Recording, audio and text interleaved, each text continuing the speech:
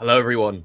Good afternoon, good evening. This will be the LGC Rising Final brought to you by EUniverse. Joining me today on the desk as host Rob is Telch, is SIM. I'm going to start with you, Telch. How are you feeling? There was lots of yippies behind the scene. You're sounding excited. I'm so excited, and it's my first time casting like the LoL Game Changers finals, and I'm really excited about both teams. I feel like we're gonna go 5 games today. We'll see 5th game, I swear. So yeah, I'm feeling like really good and really excited. It's going to be a late night for you if it goes to 5 games. I'm lucky enough to be in the UK. For you, it's going to be, midnight, 1 a.m.? Either way, SIM joins us at the end of the desk as well. Maybe a little bit biased. Ignore the jersey. How are you feeling, my Dutch friend? I'm actually also just really happy to be here. Like, there's so many players that I've known from both like inside the League Game Changers circuit, but also outside of it. Like a couple of players that have played in the Benelux before. So I'm really happy to see that they're successful on multiple tournaments and multiple fronts. And I'm looking forward to see like what today is gonna bring. Even though I'm biased, like I don't have a Vitality jersey or anything. It's alright. Well, we'll have to see if that bias comes through in your analysis. But before we get into the game today, I just want to have a quick look at how we got here. If we could bring up the bracket, because this is sort of stage 2. There will be 5 stages in total for Game Changers Rising, and it will be coming towards in October that final playoffs with the top 8 players. I think it's 6 teams from these stages, and then it'll be another 2 from, I think it was Nova Series and Equal Esports Cup. You see the playoffs for stage 2 here. 2 finalists we didn't have in the previous stage. Last stage finals was Mental Rush versus G2 Hell, but they fell down in that semi-finals. And are there any surprises that stand out here? Because I think Eterna, they also look pretty good in the group stage. I'm going to start with you, Telch. Is there any team here that you think maybe underperformed? Or do you think everything seems kind of pretty standard if you look at the bracket on the screen? I mean, honestly, on semi-final, I would expect more from Mental Rush. Like, I didn't expect them to lose 2-0 in 3 games. So I think they kind of overperformed.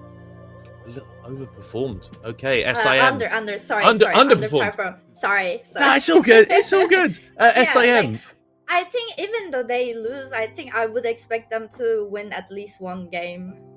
So that kind of surprised me. Maybe I would expect more. Maybe Unkraut, I believe, is the coach, if I remember correctly. Maybe a little bit disappointed with that one.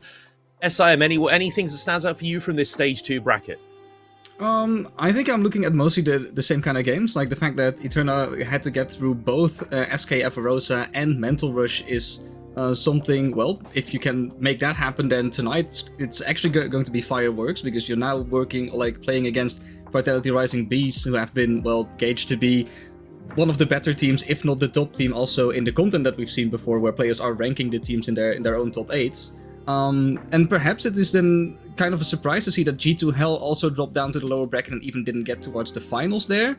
But then again, the fact that you have like all of these top 8 teams, you also have to spawn in basically at the right side of the bracket. And if that doesn't happen, and you have to face Vitality Rising Bees and like some other teams that you didn't expect before to drop down to a lower bracket, then you will be missing out on some of these teams that are just, well, also highly gauged, but it's still very close towards the top.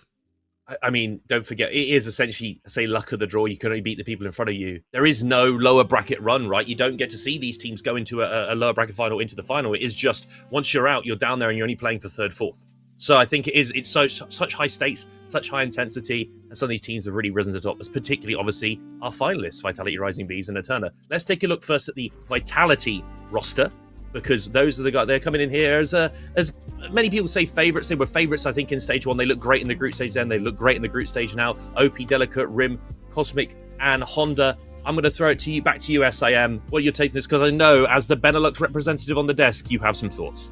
I will repeat a little bit of what I said like past Saturday as well, and that's that like OP and Rim, they both also played on the record-shattering team Once Upon a Team, where they played together with Colombo, and they were like the first mixed team that got so far into, well, our competition, or therefore like any minor ERL, that I don't think you can underestimate them. And that is even with them coming in halfway the season, and they still managed to get it so far into the tournament that they only lost against what would eventually be our number 2 representative at EMEA. And even that one, they got to a 3-2 in a best of 5. So I think like both of these players, most notably Rim, who got in very early, showed that she was like one of the best replacements for Spinto back then. Instantly showed that she's really good on both meta and comfort, because that final game that she played in the best of 3, that was her very first game for the team. I think she played Lux in the final game with a perfect KD, so that is a way to make yourself known within the competition, that you're not there just for the name, but also for the sake of getting further and further, like getting the organization to higher heights. And then with OP also coming in later on, because there were some, I think, internal issues with Eggman, who wasn't also really performing up to standards. It is really nice to see that you have a top laner with so many forms of play, where you're not locked in to only having a weak side player or only having a strong side player. Like OP can do both, and she's shown it thus far throughout the competition as well, like past Saturday, that both on Ambessa but also in champions like Gnar, that she can just do whatever it is that she has to do for the team. I mean, that's what you like to see. That's kind of what makes you champion material. I believe that we have an interview with Support Honda about the performance of her team of Vitality Rising Bees. Let's roll that clip.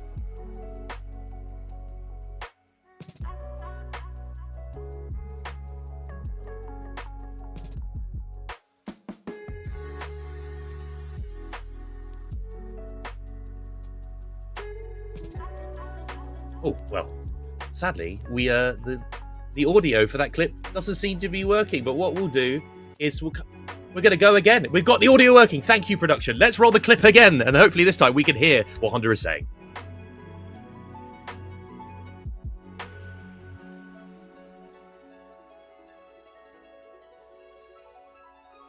It's so much chaos, and we just went with it. I think the last series against G2 was a little bit shaky.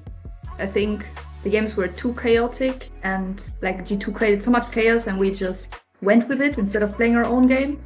But I'm still happy that we won. I think the first series it was very good. I'm very happy with my performance. Last 2 games could have been better, but in general, I think as a team we play better than in the first stage. I think the first stage gave us a lot of good practice, kind of, and many good points to evaluate how we play, if that makes sense.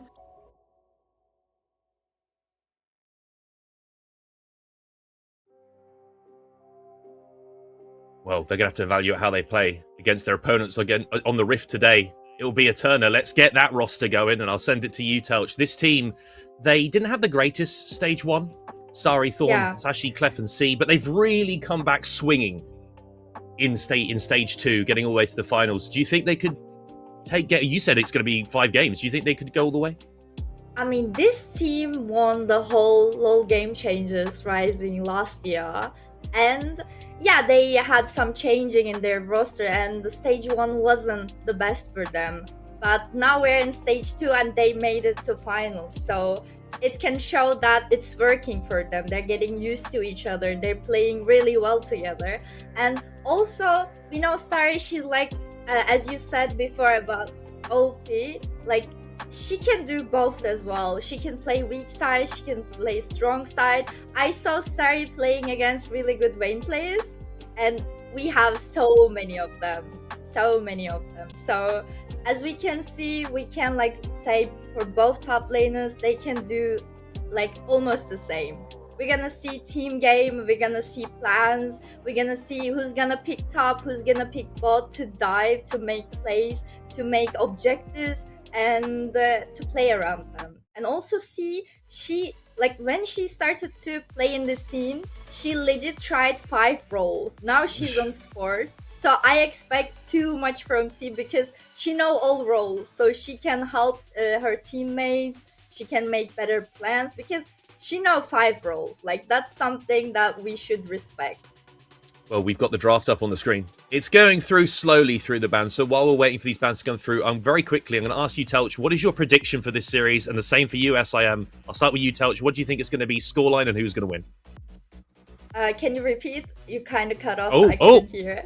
Yeah, please. Sorry. Predictions. What do you who do you think is going to win this series, and what do you think this scoreline is going to be? I mean, I would say 3-2 Vitality Rising Bees as a whole series, but we're gonna see on the draft. So drafts will matter a lot, especially on the last game draft because there will be no more like choices, you know. Exactly, in SIM. We're still waiting on the bans very quickly. Who do you think's is it Vitality for you with you wearing that jersey and the bias coming through? Or is it going to be an upset here in some ways for Eterna? It is Vitality, but I'm going to predict a 3-1 for Vitality because I still believe that Eterna, also after last Saturday, like they won the best of one against Vitality, so it shows that they're not like the best team that it doesn't bleed. It's not like the team that you have to beat. Like it is a team that has been beaten before, and I do see a lot of potential here. Also, except for the top lane, also the bot lane, because I've seen like Clef has been all around the scene already. Played the finals last year as well in the Equal Esports Cup. And I think on the AD carries, you can be completely unleashed if all conditions are met. So at least one game should go over to Eterna when she can do whatever it is that she wants to do. Well, okay, so both of our analysts here predicting Vitality Rising Bees with slightly different scorelines. The bans have already come through. Talia, Nocturne, Jarvan for Eterna, and it will be Nautilus, Wukong, and Seraphine for Rising Bees. First pick here, Telch. I'm seeing lots open. I'm seeing lots of mages in the mid lane as a potential. And there's a Rise. Here comes Rise. Standard pick. Any thoughts so far on what you want to see them pick a bit later as well for Vitality, maybe?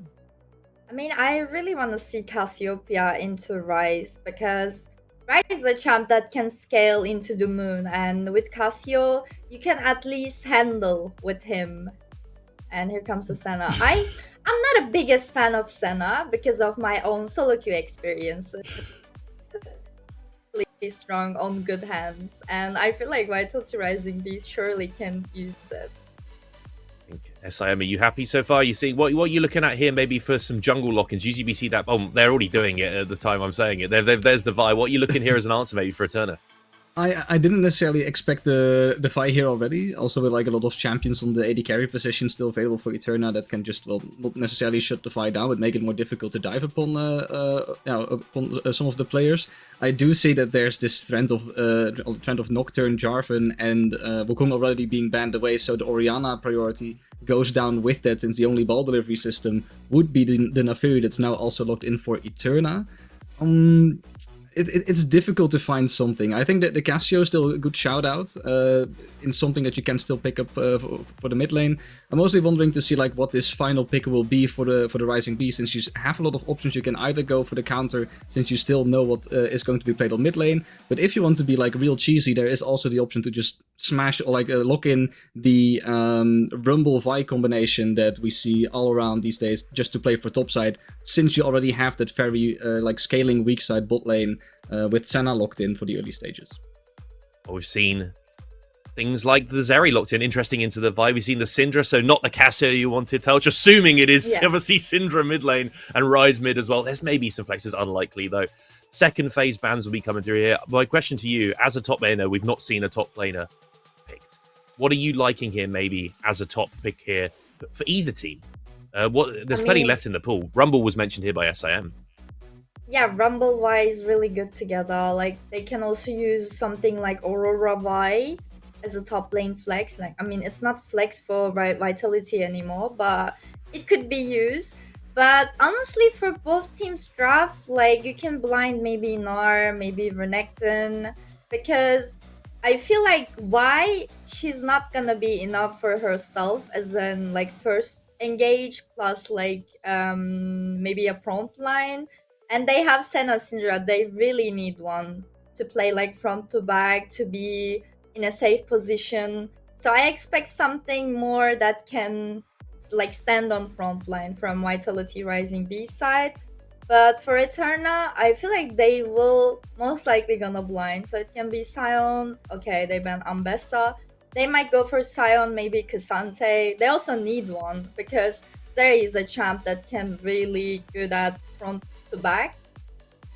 So yeah, for both teams, they really need a tank that can tank the whole damage. Sion is a good pick. It's Sion! It's Sion until that nerf comes through next patch. It will be Sion. The pairing in the bot lane with the Senna is going to be very likely a Nico, by the way. That's interesting to me that we've gone for that. We haven't gone for sort of an interesting Senna Sion or a Senna Tahm Kench or something. It is going to be that Nico.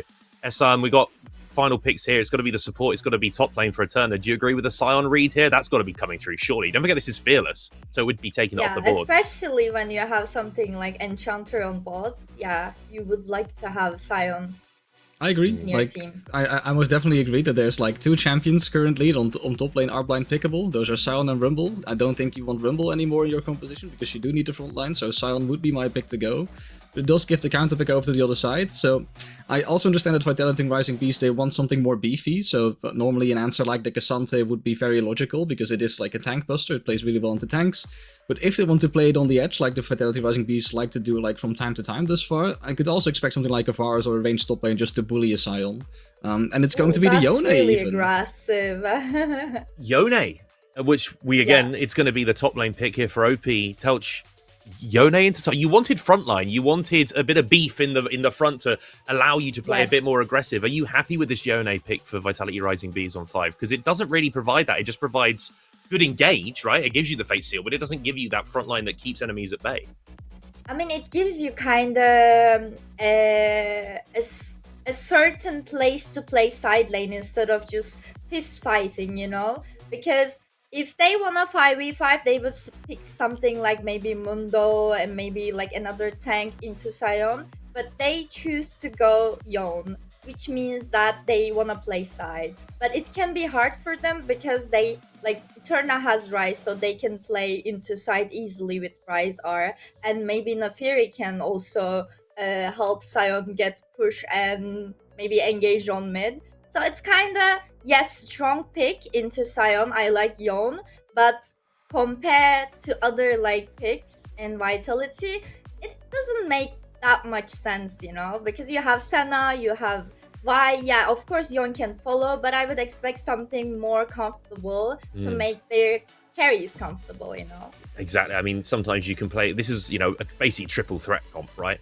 And even then, you've also got like the Nico, who ends up becoming a bit of a threat of her own, even though she's engaged. Usually, it's quite squishy. She's not doesn't prefer having to always engage first, so it can be quite difficult here for Rising Beast to get an easy engage off. SIM, which draft are you preferring? Because at the moment, for me, I'm really liking what Eterna's brought here. I think it's got a bit of everything. Front line, it's got the AD Bruiser jungle, it's got the mid mage that can make plays across the map, it's got the hyper carry, it's got the enchanter. What do you think Vitality Bees need to break that? Or is that a different read for you entirely? Do you prefer what the Bees are bringing? Oh, no, I do agree Eterna's draft, and that's for exactly the same reasoning as what I brought up Saturday for the very first game between then Vitality Rising Bees and Brest Esports. Because back then, Vitality Rising Bees also went for the triple carry, I believe even like quadruple carry composition, because they also had a carry jungler. And I said that like the difficulty would lie in making sure that all champions that want to carry can get resources, because you have to play your macro very perfectly to make sure everyone gets their gold share. Whilst on Eterna's side, you have a champion like Sion that can just drop some waves to make sure that at least Ryze and Zeri are in a position that, well, they can play the game. So I will reference him again, the wise words of Dutch Source, which is one of my co-casters in the Benelux. I like the saying of Kiss, keep it simple, stupid. And I feel like the composition of Eterna, therefore, is easier to execute. And if there's a game they're picking away, then it would be this one, because Clef is in a position where she has peel and can pop off like I predicted before. That's something that she can do. So, the desk here, we're liking what Eterna bringing. Very standard, simple draft. Vitality Rising Bees, maybe some side laning, maybe need to come up with a bit of a hands diff in this game one. We're going to send it straight over to our casters. It's going to be Luna. It's going to be Black Bloxer. Take it away for game one of this grand finals. Thank you so much, Rob. Hello, everybody. As mentioned, my name is Luna, and I'm joined again by Black Bloxer. And this is looking like it'll be an interesting game based on what we see on the drafts there, Mac. Absolutely. I mean, I think everybody's getting the same sort of vibes away from this draft, where we like what Eterna has, makes a lot of sense overall.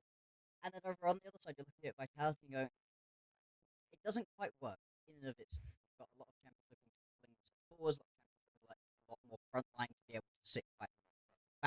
At the same time, though, Vitality have shown us that they can play really well through the early game, and I feel like that's what they're really going to need. They can plaster over a lot of these problems if they have themselves a lead, specifically through the jungle, really get this Vi moving, really get this Yone moving, potentially. That will make this a heck of a lot easier, because as we start getting into the later stages of the game where, like, your Senna's beginning to pop off, well, that's where your Sion's getting really tanky, the Zeri's in a good spot, the Ryze is in a really good spot. I think Eterna are just very comfortable with what they've been able to get. Yeah, absolutely. And it's a lot of comfort picks as well. It's things that we've seen these players play a hell of a lot. Take the Zeri for Clef, for example. Definitely one of these champions that we see a lot more out of her than we do other AD carries in the current meta. Tend to prefer things like the Ashe and similar any carries that can just kind of do a little bit of everything. So a lot of eggs in the scaling basket for Eterna. But again, it's that early game you mentioned from Vitality. They have proven time and time again they are very, very good at playing through these early stages. And even though both of these teams faced off in stage one's playoffs for the third, fourth place match, a lot has changed since then. The meta has shifted. The players have had more time together. Are we going to see a different outcome? Are we going to see a similar one? Or are we just going to see what we've seen from Vitality for the last 3-4 days of where they just win the early game? Yeah, they've just been clicking, absolutely. The one game that they lose, though, during the group stage, during the Swiss A story, is to Eterna, so you do have to have that little bit in the back of your mind. And Eterna have not been having themselves a bad set of games either, right? They've been able to win versus a lot of very strong opponents as well, but not quite as cleanly. They drop one to SK Avarosa, they drop, in a game during Swiss as well. It does feel like Vitality are just coming in as the slightly stronger team overall. I think the Desk did a good job of highlighting that, but not necessarily complete favourites. You're not looking across these rosters and going, this is going to be complete one-sided. I think it's going to be very interesting to watch what ends up happening for us down in this bottom side of the map. Obviously, the Senna not particularly strong early on, whereas the Nico really does want to fight you during the early laning phase, land those tangle bubs, see what she can do about it. Be interesting to see if that's going to mean that you're staying around in this bottom side of the map, or maybe if we're going to see Honda go, okay, I clearly really can't play around Cosmic on this Senna early on. I'll go into the rest of the lanes and try and meet up alongside my jungler, get involved elsewhere. Yeah, not under a huge amount of threat as the center from Zeri Karma. Of course, when Zeri hits that 6, it can be scary, but there's not a huge amount of CC there to stop you from just sitting on your tower and playing the lane as standard. So definitely could see Honda go and impact that, like she has done very successfully in previous series. It does bear mentioning, however, we are talking about these teams quite a lot because they are playing for us today, but this series marks a new victor for Stage 2. Of course, Stage 1, our finals was G2 Hell up against Mental Rush. Minions have spawned. These are two very different teams coming in, and generally speaking, that's normally good for competition. Yeah, absolutely. I mean, this is the third place matchup that we saw in the previous stage. What ended up happening in that one was a pretty easy set of games for Vitality, a 2-0 for them in that first stage, so they're going to be looking to step themselves up by a couple of places, but both of these teams still with respectable finishes, 3rd and 4th in the previous stage, but usurping what, like you said, were the champions last time out, as we do jump on into the game. And so far, pretty standard. Both junglers going to be starting towards the top side of the map, though potentially looking at this bot lane as an explosive lane to try to play around. Yeah, absolutely. We expect a little bit of trading in the early stages from most of these lanes. Of course, you can see in the mid lane, Sashi already very low from an early trade with Rim. Yeah, very, very low, actually, at this point. But, I mean, this is kind of what you're expecting to see. I mean, if we end up with actual solo kills going on in these lanes, I'd be a little bit surprised. We don't tend to see that much, especially not in the mid lane. No, but good lord, these tower shots are starting to eat at Sashi's health bar. Pressure in all the places you'd expect it. See what if these two junglers meet up on the Scuttle Crab, they are pathing the same direction, so they definitely could.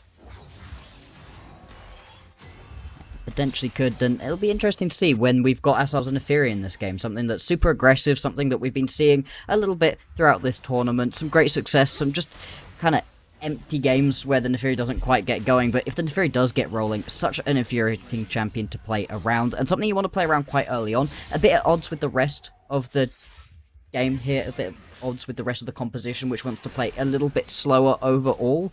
So where will she be able to find some options to play around, as we've been talking about, right? Heading down towards the bottom side of the map right now, but could always try for a gank up onto the top lane. Yeah, certainly could. It's not the most impossible thing in the world to try and make happen. I'd wager we see things go a hell of a lot slower for the first few minutes, however. You know, before that first dragon, I don't think we're going to see a huge amount. No. For the minute, things pretty calm. It looks like they're just gonna... Oh, hang on. We're now I'm going to keep my mouth shut next time. Yeah, on the trade, going for the Scuttle Crab. Yep, we'll be able to take that one away, and it's just going to use the Vault Breaker to jump back out, but low health bars. Lots of low health bars, trading all across the map. Teleport used from Rim in the mid lane. Of course, flashes were traded. Sashi already had to use that TP earlier, so cannot get the safe reset that Rim did off the back of the attempted first blood there. Leaves Sashi in a little bit of an awkward spot right here. Pretty big wave, though, for Rim to deal with, so Sashi should be able to head back to base, but you said right, without the teleport available right now, going to be a little bit of a slow return, giving some pretty big control over the wave over to Rim, and unfortunate after the back of what could well have been a solo kill. It does tend to happen with these matchups, right? If you can't quite finish off that kill, you're going to expend a lot of your mana, leave yourself a pretty rough spot overall. It does mean Rim's able to just pull the wave into a very nice spot for her. She's going to be nice and safe right here, not having to worry too much about the Neferi for a while. Yeah, just more than happy to sit under the tower, take what resources she can, and not be too concerned about Thorn appearing on top of her head, at least until level 6. And of course, Neferi no longer unstoppable during that dash in the ultimate, so can be cancelled by a well-timed scatter. Very much so. So looking at these comps and what they're really trying to get going, would like to see a little bit more proactivity coming through from either of these junglers, especially Delicate right here with the Vi. A champion that really does need to get things going early on, and as much as your lanes aren't necessarily going to be the most explosive, you've got kill opportunities in all three of them. You've got plenty of CC provided to you by your lanes as well as through yourself, and hopefully once Delicate hits that level 6, that's where we're really going to see that explosion in priority. We've got first Drake spawning in just a couple of seconds time, and both junglers are on the bottom side of the map, although Delicate has just taken a quick reset as well, so we'll be coming out with a little bit of extra power potentially.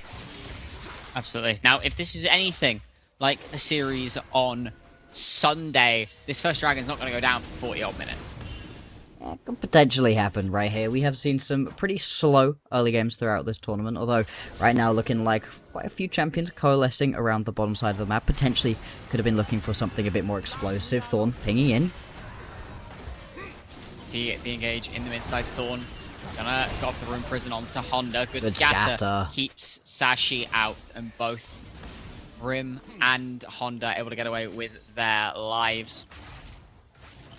Flash was used by the Nico, as see Cosmic trying to do what she can to eat CS in the bottom side, while Clef and C kind of just rinse all of their damage into her. Yeah, I mean, really good scatter right there out of Rim to make sure that she and her teammate were able to walk back away. Now looks like Delicate hunting forwards, potentially going to look to go in. Still has not ticked over to that level 6. This may well be the level 6. Yep, coming on through right here for Thorn. So she's now going to be in a really strong spot. Also looking to get a reset through, as you were highlighting, Luna. Some real reticence from these teams to actually go for these Drakes. Not feeling particularly confident to go for that at the moment. And with all of the camps spawning up on the top side of the map, Thorn's opportunity to play around this bottom side of the map is disappearing. We'll just go clear the camps up towards top side. Minute 30 seconds until we're going to end up with the grubs on the top side of the map as well. So it'd be interesting to see if everybody's going to stick around long enough to potentially scrap over those instead. Yeah, absolutely. I mean, taking the dwindling opportunities that you can to do the neutrals when you want to just be cycling your camps consistently. You want to make sure, as we see, actually, cease and desist onto Sashi in the mid lane. Unleash power just about as Delicate's able to pick up the first blood towards that mid lane. A good snap trigger pull coming through from Vitality. Seconds after picking up that level 6 for Delicate as well, able to just get involved right there. Exactly what we were talking about, right? You can play slow as long as once you hit level 6 on the Vi, you're going to straight up and go for it. And I really like the fact that Delicate picks up the kill there. As much as you want to get your Syndra towards item breakpoints, I do prefer when the Vi is able to get 1 or 2 kills into their back pocket. It will really just accelerate the pace of this Vi and get them into the game. Not quite what you're looking for from Eterna, but still not going to be the end of the world early on. Junglers once again going back to their camps, not really looking at this Drake. Yeah, this is especially good for the side of Vitality because, of course, Vi falls into that same subsect as Nocturne, Jarvan, these types of champions where you really want to get something done with your first ultimate of the game. It sets the pace. And definitely managing to find something there for the Rising Bees. As you say, this Dragon's still not a consideration right this moment, but with camps on cooldown, there is a moment arising for it. We'll see if we see the trade for Grubs by these two teams, or whether we'll see a contest over the objective. Looking at the CS right now, a pretty big gap is beginning to open up down in the bottom side of the map. Clef just playing this one out quite a lot better. They've had a lot of extra pressure, as you would expect anytime you've got a Karma. That poke can be very annoying to deal with. With that bot lane pressure we were just talking about, it looks like it is going to be Eterna turning around, grabbing themselves the first Drake of the game. Just a Chemtech, so nothing too exciting. See what the next Drake is going to be. With the grab still available on the top side of the map, could have looked potentially at some sort of trade, but instead, looks like Delicate was happy to just keep farming up camps on the bottom side, and now taking a reset. Yep. Happy to just give this first one away. It's only a Chemtech, right? It's not the end of the world. Across the board. Second one is a mountain, so Soul we are looking at will be Hextech, Infernal, Ocean, or Cloud. I think for a second there. And of course, these grubs are now next port of call for both these junglers.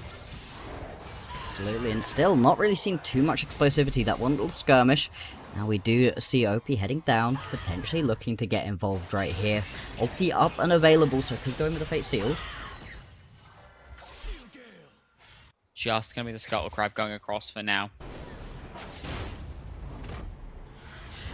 This slow pace of game is pretty tricky to decide who's actually winning out right now. Usually you'd say, oh, there's a Senna scaling up, that's got to feel very good. But with the CS deficit that Cosmic is finding herself in, hasn't really been able to just get anything going in this lane CS-wise.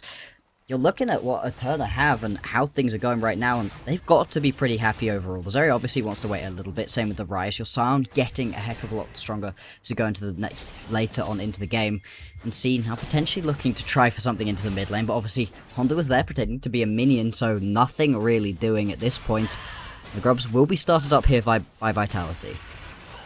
That they will. The other thing to consider with this bot lane gold deficit is that's going to balloon when Clef finishes that cull.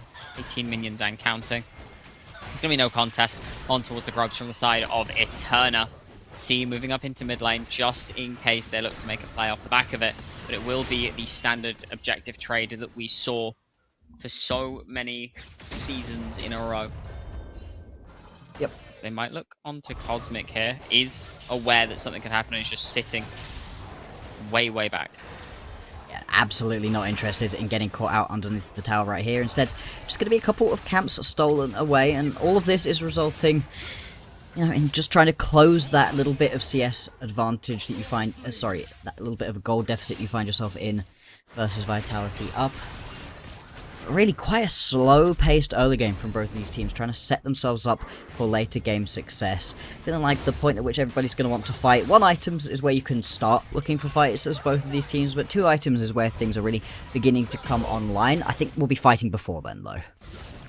Yeah, I think we'll see at least an attempt in the next minute or so. Especially as we get closer and closer to this second dragon spawning.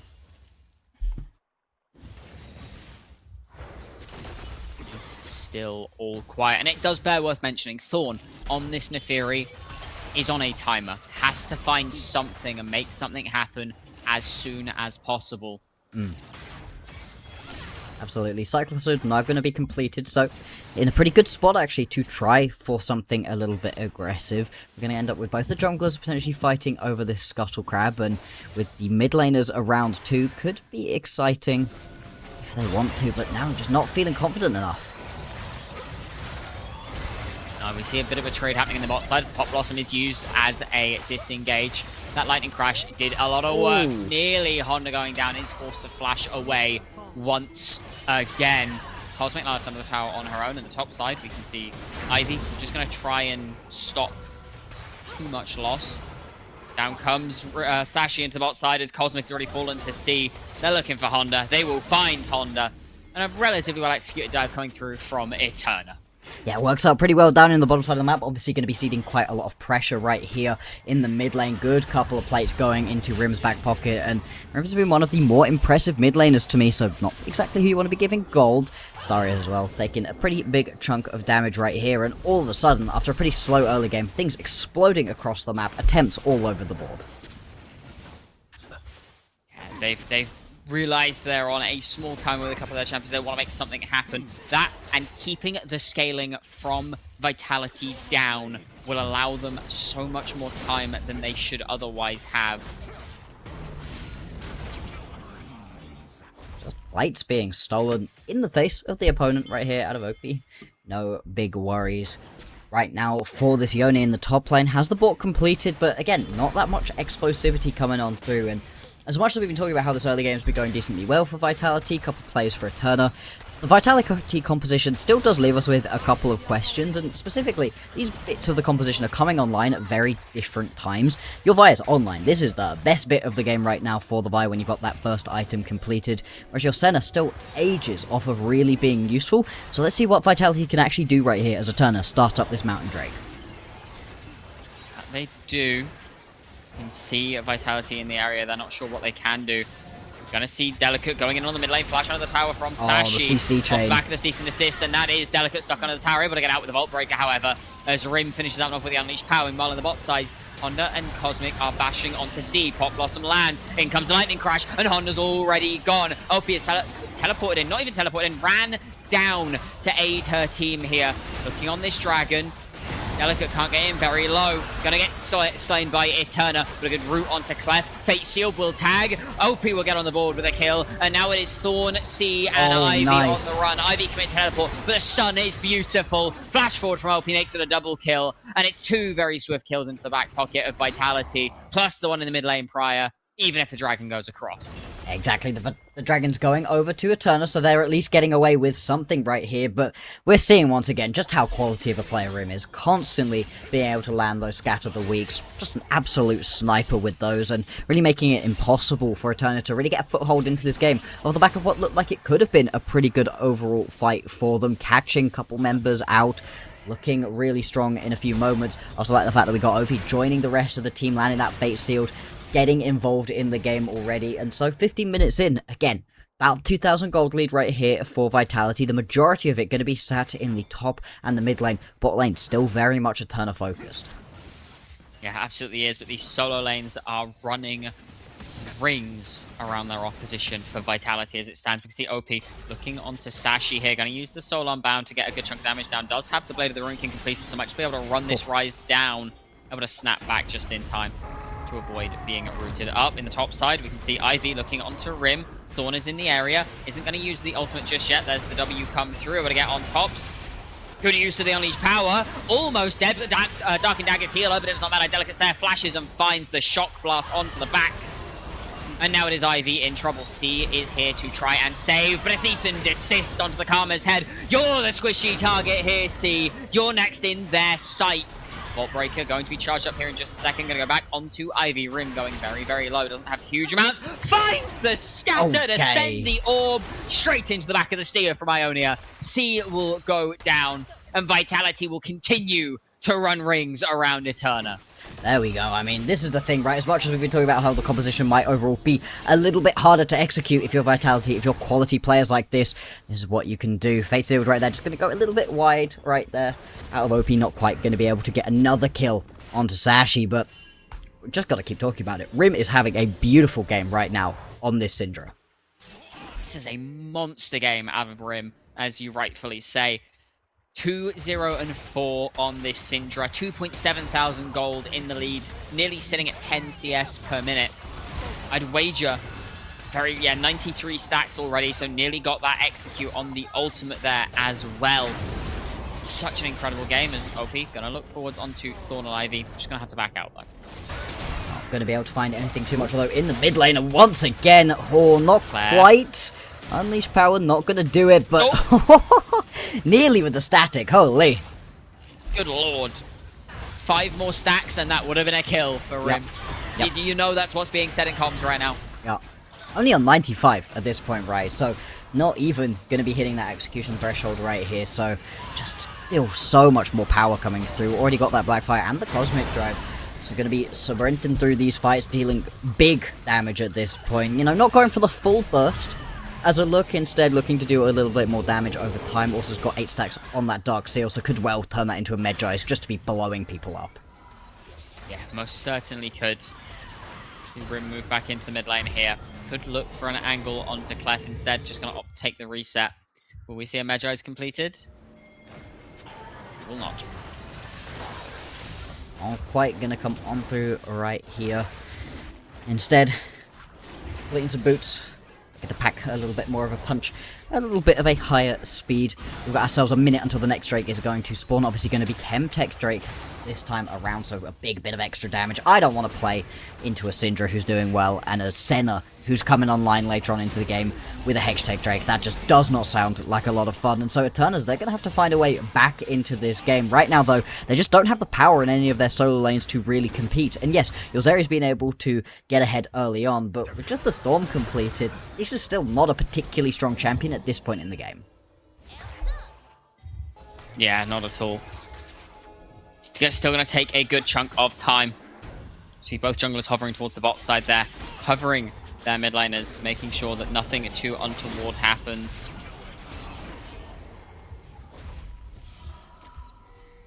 See OP really starting to come into her own on the side lane as well. Just able to bash Ivy's head in a little bit on that 2-item spike.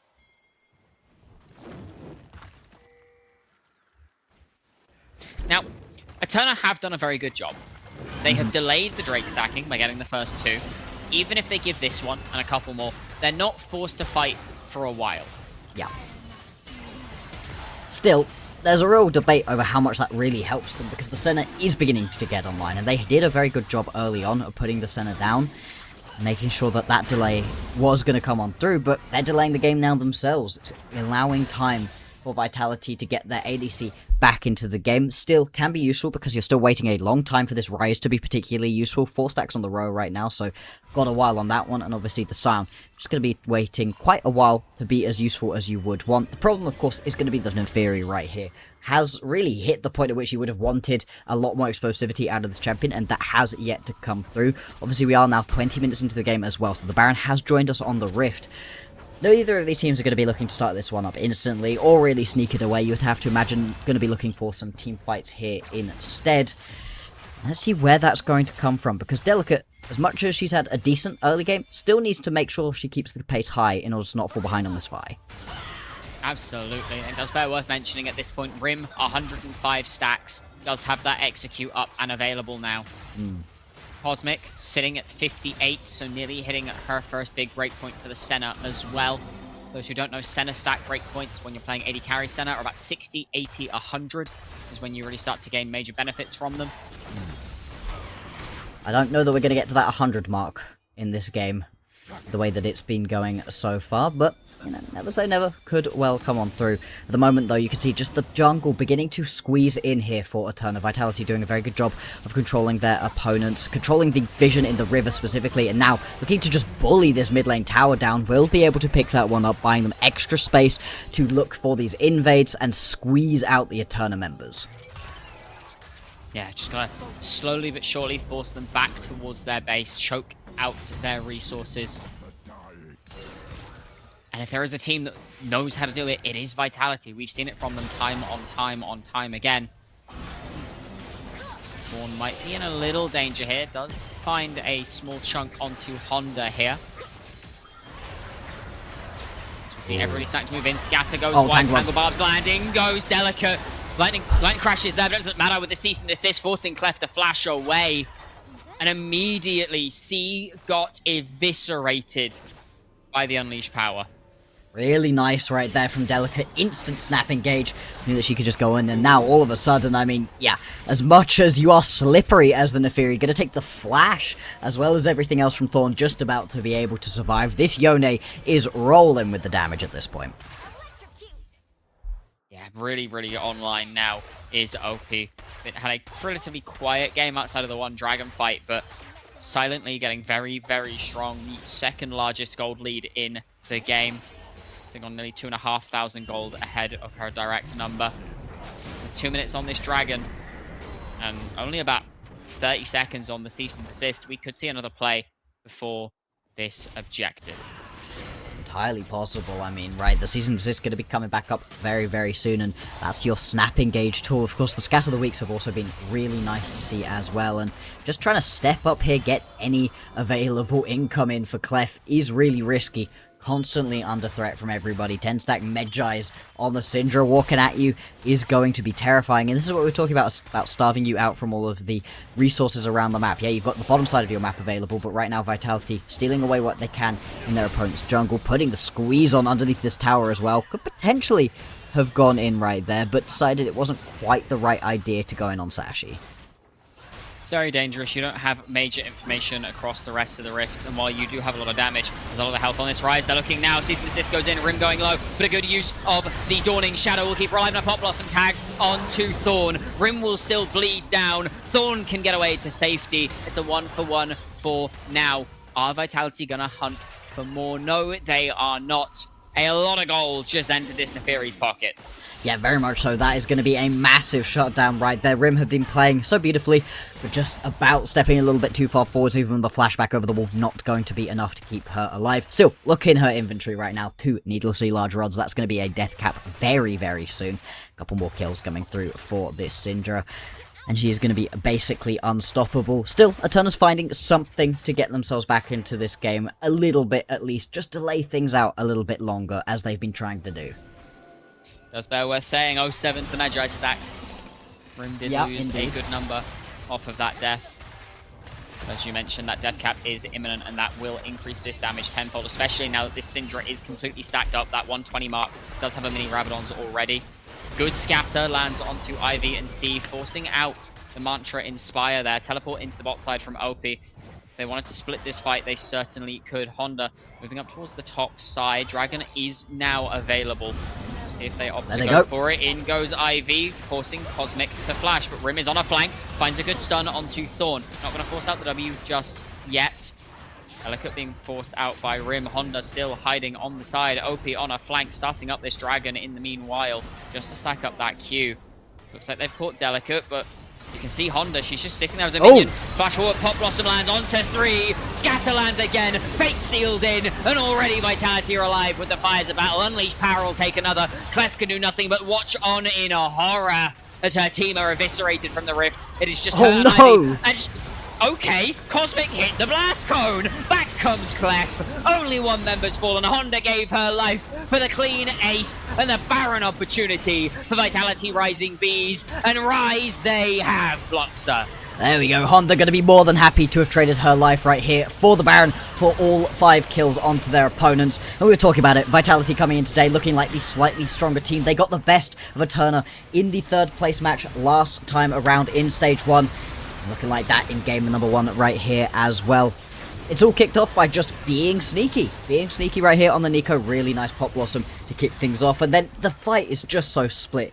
You saw at the very beginning of this fight, the battle lines had been drawn and it had been surrounding the members. And this is just disgusting. I mean, like, at that point, what do you do? Right. I don't know if hitting that blast cone was intentional. She queued through Ivy. I don't know if that was intentional or if that was accidental, but by God, I'm going to believe it's intentional because that is incredible awareness from Cosmic. Yeah.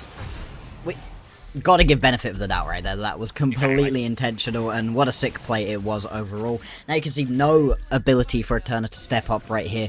With the Drake available, Vitality not even going to be looking towards it, instead looking to maximize their power right here with this Baron buff, sending OP into the mid lane to go and catch that wave as well. And the center at this point, more than strong enough to just be melting through these towers alongside this Syndra, Death Cap now in inventory, and all of those Medjai stacks that were taken off in the previous death come right on back.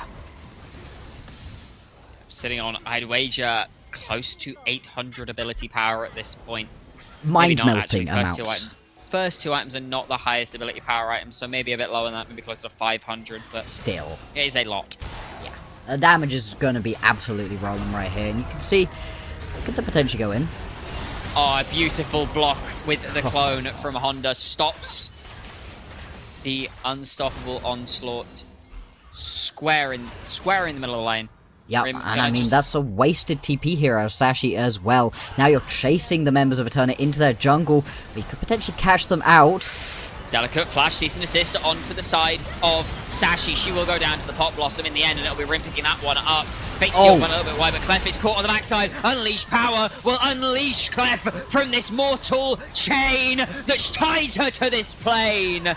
2 members dead already, and it is still the Rising Bees with all of the driving force so far. See, Ivy and Thorna have to defend their base with none of their damage dealers alive, none of their range carries alive. Ivy not going to take that much damage, but not going to deal that much either. You can see full Enchanter, not going to have it there. Thorn is not fed enough to go diving into all 5 members.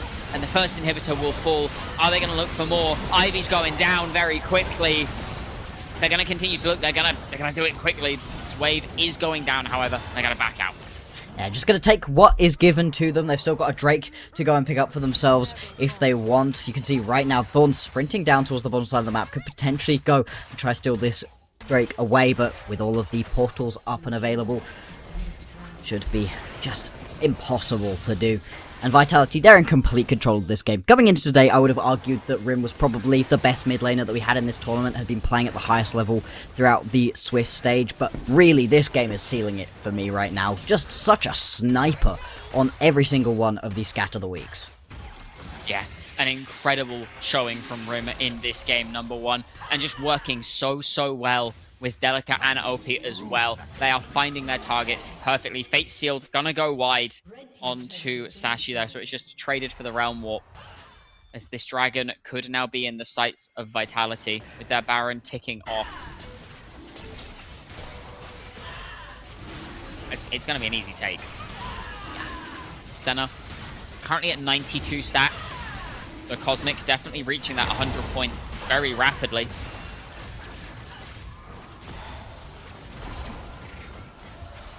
And at this point in the game, things are a little bit lopsided, obviously. 15,000 gold, always going to be hard to overcome, and as much as they had a couple champions with some decent scaling, right, Ivy can withstand the damage for a surprising amount of time, considering how much there is. Potentially going to be looking to hunt onto OP. Pretty hard champion to actually pin down.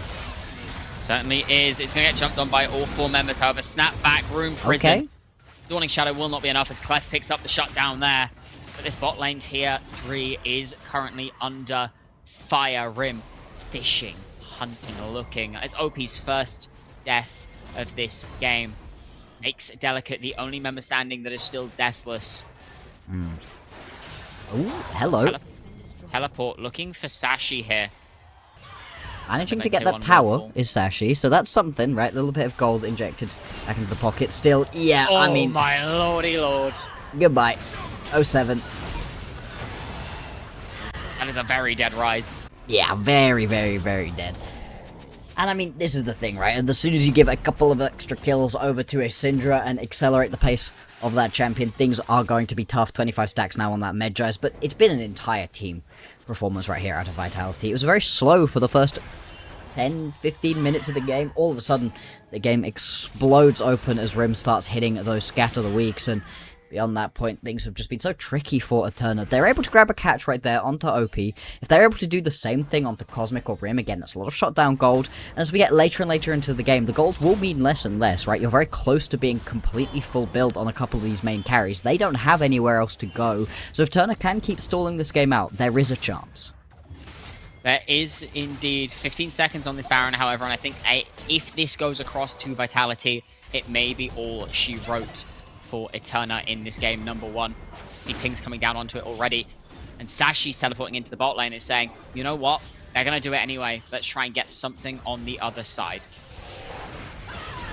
Just desperately trying to get something going, but really not going to work out as Vitality pick themselves up this Baron. And this should be the final piece of the puzzle for them to walk this game down.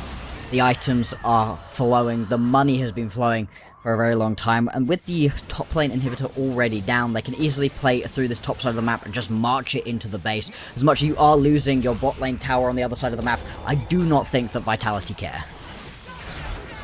Doesn't seem like it at all. Or delaying the Cease and recall. desist. Very nicely done. Cease and desist was used there onto Ivy. Fate Seal's going to go wide onto Clef.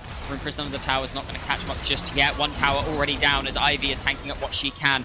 Thorn rejoining the rest of her team, looking onto the Rising Bees as they retreat out of the enemy base. They forced push to come back in their favor. And with an Nexus Tower down, if they can get in through mid or bot, this game may be over. As there's a catch onto Ivy. I may have spoken too soon. It may be over anyway. Executed by the Unleashed power coming through from Rim. Beautifully done. And now they can aggress again. The front line for Eterna is gone. Dead to rights. Off the map for 45 seconds. Scatter's not going to tag onto Thorn. OP's looking. She wants more. Do they have the wave clear is the real question.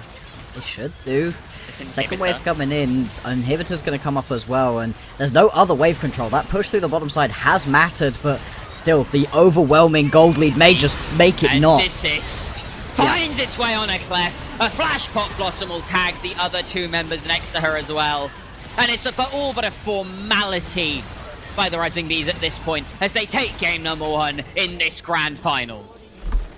Pretty easy game overall right here for the Rising Bees. Only 6 kills going over to Eterna, and in the end, Rim just playing a game out of her mind right here, but we've got to give praise to some other members too. OP, I thought, was really good right there on the Yone, a champion we don't see so much, especially not in the top lane at the moment, but was able to do a lot with it, was really just powerful in the side lanes, wasn't able to be dealt with by just one champion from the side of Eterna, and that meant a lot of their side lanes were untenable to play around.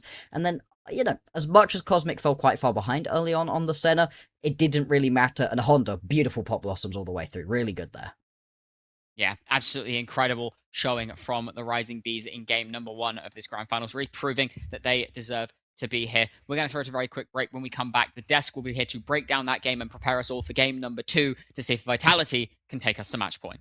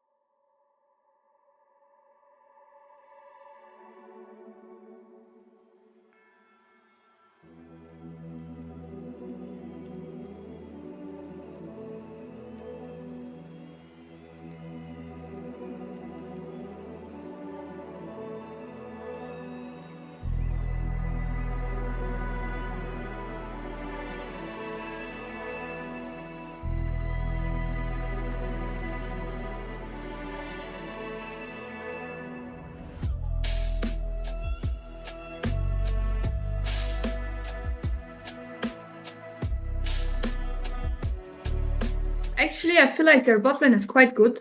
They're really good in lane. They know how to play matchups properly, and they punish a lot as well. I think we played against them yesterday, and they made the game quite hard because they didn't really do any mistakes or like didn't allow us to come back into game at all. And I think it's quite hard to beat them if they're ahead. And I think we have to draft very well against them as well. Yeah, because I think they're a very solid team for sure. Actually, I don't hope 5 games, but I say 3-1 because we will have one oopsie. We've just heard there as from the support of Vitality Rising Bees saying it will be a 3-1. They're allowing themselves one oopsie, but I don't think that last game will be that oopsie to outright. It was pretty much destruction from mid jungle. Rim and Delicate looking amazing. I mean, I'm so glad to see Delicate got a chance to glow up that much because I remember her when she role swap at the beginning. Like she did support to jungle and she's doing great. I saw her, like I watched her every move on the map, and every move had purpose. And that's why they legit got the mid game with like Rim and Delicate playing together. They were always on the same page. They were always like proactive on the map. Yes, they gave two Drakes, but that's the purpose of having Senna. Of course, you're gonna put her on weak side. You can just give two Drakes, but you're gonna get back stronger. They got Grubs, which they really wanted because they wanted to play around Yone, which they have giving a really good like side lane pressure. And they use it pretty well. I saw OP just getting plates, ignoring Sion, doing proxy against Sion. Like that's crucial, and that's how they get their gold lead, and that's how they snowballed the game. It was like perfect clean game for them. Yeah, they were like a little bit oopsies sometimes, but it didn't just let them lose the game. Like there was so much pressure every. I mean, you could see as well as if we get the clip up that we have of the one team fight one of the shows, SIM. Look at the goal lead in mid, 4.2k just for Rim, and Honda finds a great engage. But this really was already almost a game over, wasn't it? Eterna not really having inroads in this game. It is indeed like very crazy to see that just in a singular position you can have such a gold lead, and if you're looking where it's coming from, it's not just CS, for instance, because it's only like a 25 gap between the two players. It's also just kills, assists, and well, most notably, we've already said, like you've already established with Telch, that Rim and Delicate were moving around the map like as a unified front, basically. So every single time Rim was on side lane, she got more plates, both on top lane, on bot lane, and then mid lane again when they're going to team fight. So it's really amazing to see how they basically did the team play with that mid jungle duo whilst waiting for Eterna to skill, and OP just taking over the top lane, since, well, that is something that I think they also took away from the Benelux. We see almost every single game where you can choose sides. Teams really like to go red side because that counter pick on top lane is just so important. It's so good to have that space to play with in lane, since you just have Sion and Rumble when it comes to blind picks, and every other matchup looks so skewed. And here again, you can see that OP just uses like every single bit of it, even when you are playing into one of those blind pick champions like Sion. Sion wasn't able to stonewall that lane. I'm going to ask you now, Telch, what do you think that Eterna need to do? Because this, honestly, there was like they got a couple kills early, but it really was the Vitality Rising Bees show. Where does this sort of the sort of head of the spear have to come from? Because it didn't feel like they already attacked the bees at all. The bees were just everywhere, so far ahead. I mean, they were like Vitality always one step ahead during game one. It seems like Eterna wasn't on the same page with each other. I think it was like first game, so they were not maybe feeling a bit prepared.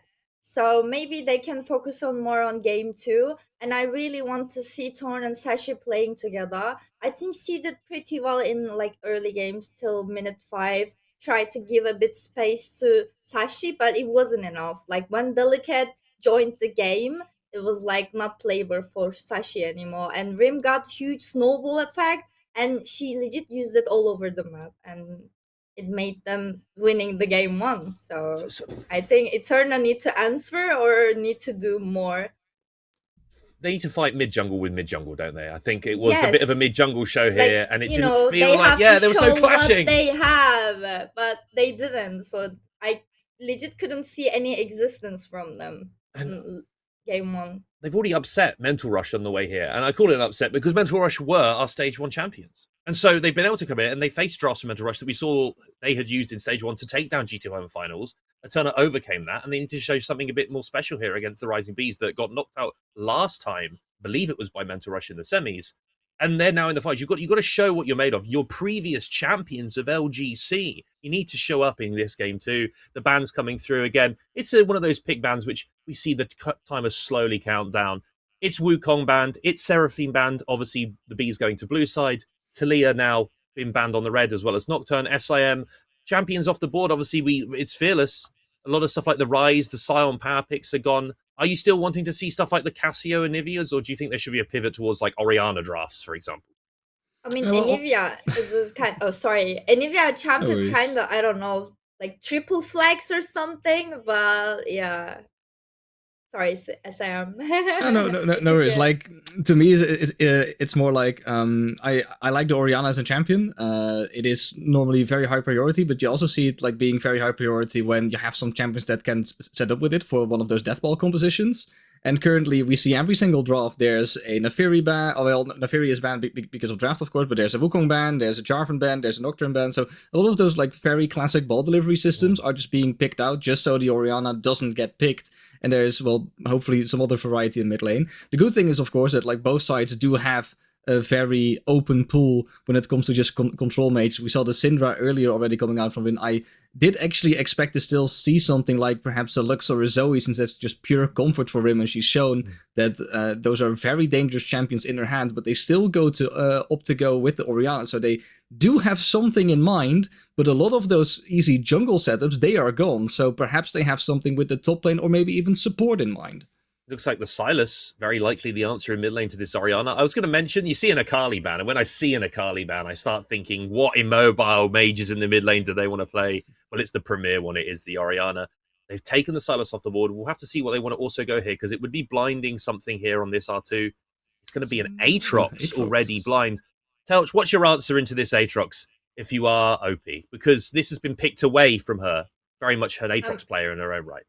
I mean, it still can be flex. We also see Aatrox playing in jungle, so they can make it, like, keep it on flex till the last pick. So I really can't tell where is it going. And here comes the Zyra. I mean, I would put Aatrox top and go something like Diana on the jungle and make Delicate life miserable a bit.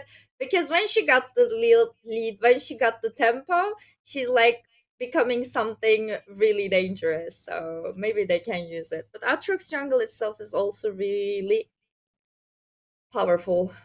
Because he got huge buff before MSI, of course. MSI buff's always coming through. Yeah, They like to swap and up the also meta. Jax as well. It's also just a really important takeaway, right? It's Like, a good takeaway.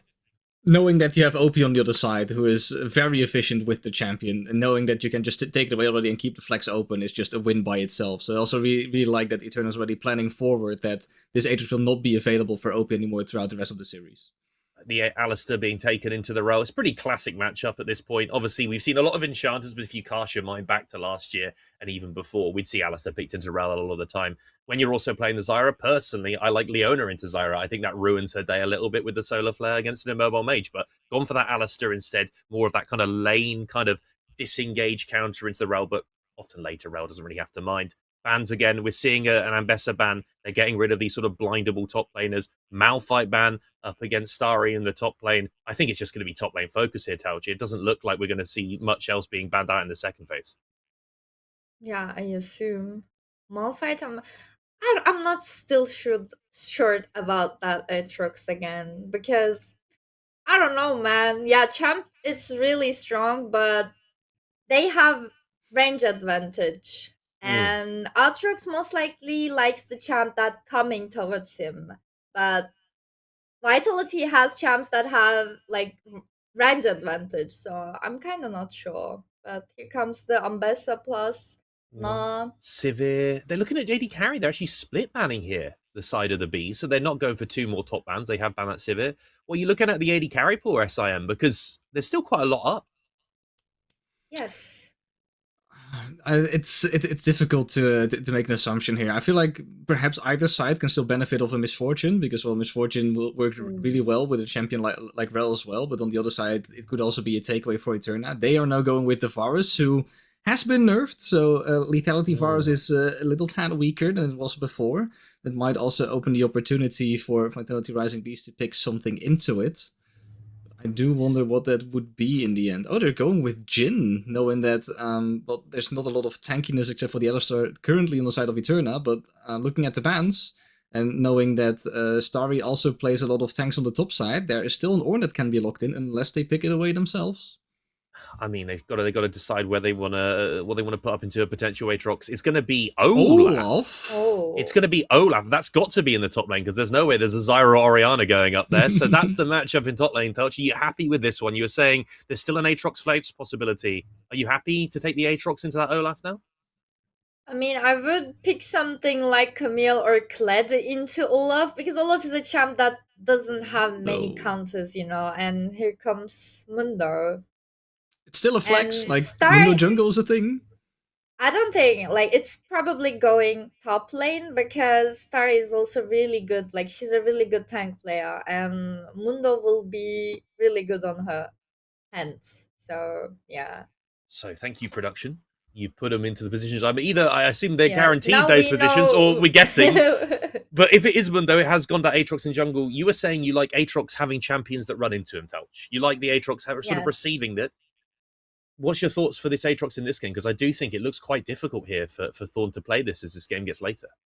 I mean, if like Torn doesn't get one shot by a combo, and if she can live from 1 HP to full HP after she press R, I think it looks good when they have like Rel plus Olaf, but they have like too much burst damage, so I'm not sure if like Eterna's carry will stay alive or stay healthy, and they're most likely really close range.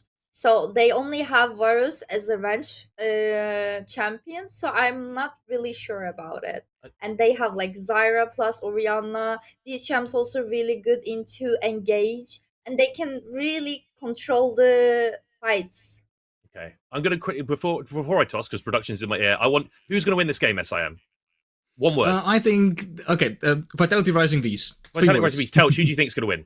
Yes, I Vitality Rising agree Beast. with SIM. Yes. Our desk completely in on the bees for game number 2. We're going to toss it back to our casters, Luna and Bloxer. Who do you think is going to win? Thank you, Rob. Now, Bloxer, we've heard the desk thoughts. Rob asked, who do you think is going to win? Vitality. I mean, watching the game previously, I don't know why you decide to give Rim the Orianna, a champion that Rim's really good on, and also kind of the best mid laner in the game at the moment. The second that got picked first for Vitality, I was already like, yep, I think they're going to have this one. As we've gone through the rest of the draft, though, things got even more wild.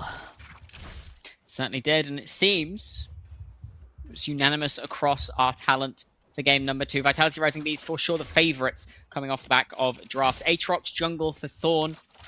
Not something that people were expecting, but definitely a favourite of this player. Yes, one really does love this Aatrox, and the Aatrox jungle has been pretty interesting recently. Alongside the Mundo in the top lane and the Alistar down on the bottom side of the map, you've got yourself a pretty good front line. I mean, we can even talk about having Sashi right here on this Silas, couple of really good ultis to be able to steal away. I'm thinking specifically about the Magnet Storm, though, as another tool to potentially kick one of these big team fights off. Lots of options available to Eterna. They kind of just have to play so careful, because Vitality have a composition that also is very happy to just run at them. Yeah, absolutely. I mean, it's kind of the name of the game with this composition, right?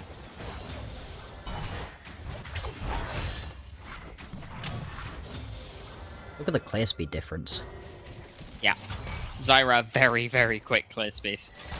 Very much so. And be interesting to see what that turns into, right? Because you're heading down towards the bottom side of the map right here, but with all of the push you're getting through from this Jhin and Rel in the level 1, very unlikely that you're going to have that lane to particularly gank, so probably just going to be a full clear, head back to base. Potentially could compete for this bottom lane Scuttle Crab with the pressure down on the bottom side, but as we're seeing, Cosmic looking to head back to base with that early push.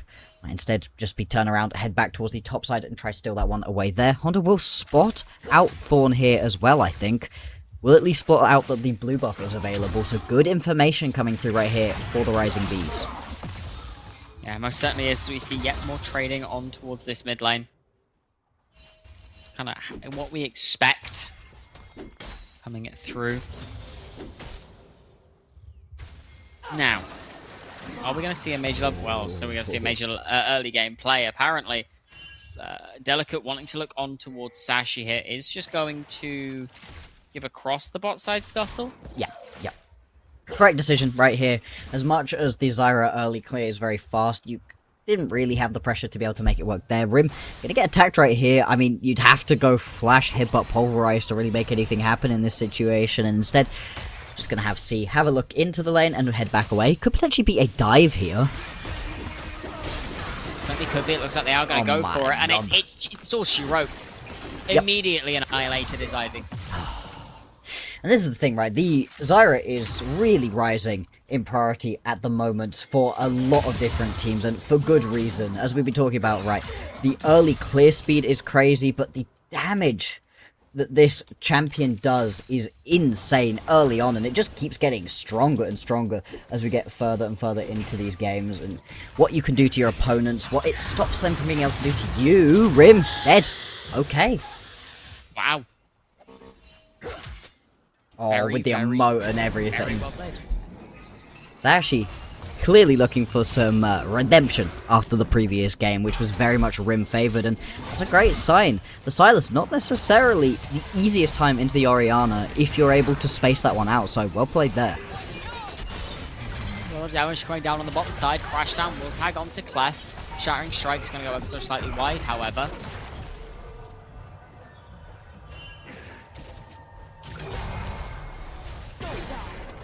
It's just going to be the trading of health bars for now. And as you were saying, very much redemption for Sashi. This matchup, it's definitely Orianna favored, but it is outplayable by the Silas.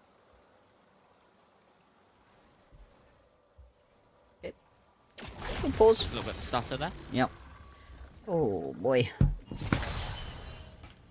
Hopefully everybody's doing well in the heat right now. Looks like Delicate gonna look for a gank.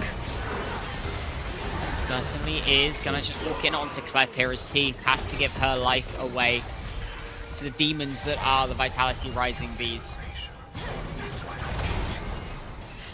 Not quite able to land the grasping roots right there, otherwise that could well have been a second kill being picked up, but this is already Vitality just doing their thing at the moment, really just making it so rough to play through the early game. As much as that is happening, you can see right here, early Drake going to be picked up by Thorn as the resets come on through. Going to be interesting to see what the decision making is around these grubs. I think this is a game where picking up grubs could actually be really important for both the Rising Bees and Eterna, two champions that you want into your side lanes in the top side of the map, and having those grubs just gives you that extra level of threat, which could be pretty impactful. Yeah, most certainly does, as we see first dragon going across to side of Eterna, as we see this fight once again. Just a good gank coming through from Delicate to force Clef to stay back. It's good timing, yeah. If you manage to hit that route, that will obviously be a little bit better overall, but the timing does just mean that you have to force Clef away and pretty much guarantees the kill. Rising Bees once again going to move multiple members up towards this top side of the map, potentially looking for an invade right here, and Thorn going to be forced away off of this red buff, as even OP going to get involved. We see Cosmic moving into the mid lane alongside Honda. All 5 members of Vitality Rising Bees. Top side, now's a fight. What happens on the top side? Ragnarok has been popped. Garden Storm goes. Oh my god. Falls go down. C has to flash away. Delta running. As OP will be the first one to fall to Thorn. Rim now stuck, has to flash away, going to be followed by Thorn, will go down as well. A good shockwave will keep her alive for a second longer, but it's not going to be enough. And it is Eterna finding the upper hand in fights forced on them. Baffling decision right there out of the Rising Bees, thinking that their champions are a heck of a lot stronger than they are at the moment, and yeah, you've got some champions that are pretty good at skirmishes, but Rim was just caught in absolutely no man's land. OP as well, trying for that play a little bit earlier on than she had any right to, because the rest of the team were moving their way up. You brought all 4 members up there, but they were just a little bit too fast. A bit disjointed right there out of the Rising Bees. They're going to need to clean that up if they want to win this game number 2. Yeah, absolutely do. Can't afford too many drops like that. Take another look at this fight. I'm just not sure why. Why are we fighting like this over the red buff? Why are we walking around the corner right here as Rim? Why are we jumping in so early as OP? Lots of questions off the back of that play, but Eterna going to be very happy to have come away with a couple of kills. 2 kills as well, going on to Thorn. And we saw during the Swiss some disgusting plays out of Aatrox's. I mean, truly just running through opponents, not care in the world. So much healing can potentially come on through, so pretty good champion to be getting some early kills onto. Yeah, most certainly is, and those grubs now up and available, as you mentioned. Both teams kind of looking to grab these. Chain of Corruption down onto Delicate in the bottom side. Thorn is in the area as well. See if Honda face checks its Aatrox. Will indeed crash down to safety. Second sweet spot from the Darkin Blade is not going to land. The Garden of Thorns is on to C. Oh, She's man. just going to get annihilated by this Zyra. Good use of the Magnet Storm. Keeps Thorn in the fight for that little bit longer. Flash to get the flip back on the remount. A little bit more damage. What's going to take? And it's going to be Cosmic picking that one up with a beautiful fourth shot to the back of the head. As the Darkin Lord drops.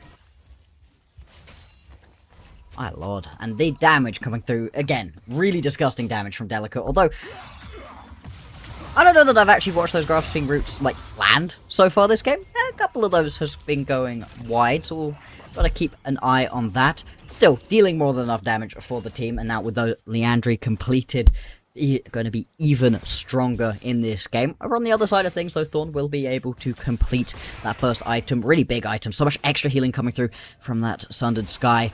Going to make this Aatrox one hell of an enemy to try to get through the health bar of. Grub started up here for the Rising Bees, and Honda and OP forcing opponent members away from the pit. Looks like all three of those are going to go over. And that is terrifying. This Olaf is going to become a monster inside lanes. We saw what OP did with pressure insides last game. This game should be no different. Start to see these first item completions come through. As you mentioned, it's not just the Sundered Sky. There is that Leandry's. Is Cosmic going to get jumped on by C. And a Ghost to safety. Darkin Blade going to be dodged away from. Honda has rejoined the fray. Cosmic wants something more. Making use of that Ghost here. C just going to headbutt Honda out. 4 members strong on the bot side for the side of Eterna. Gonna make re-entering really tricky right here. Honda stepping up is at least going to spot out the lurking Aatrox in the bush. This is going to allow the full wave to be pushed on through, an extra plate as well going over. And so things continue to be right on a knife's edge. Explosive plays potentially, some fighting in the mid lane as well. Heavy trading.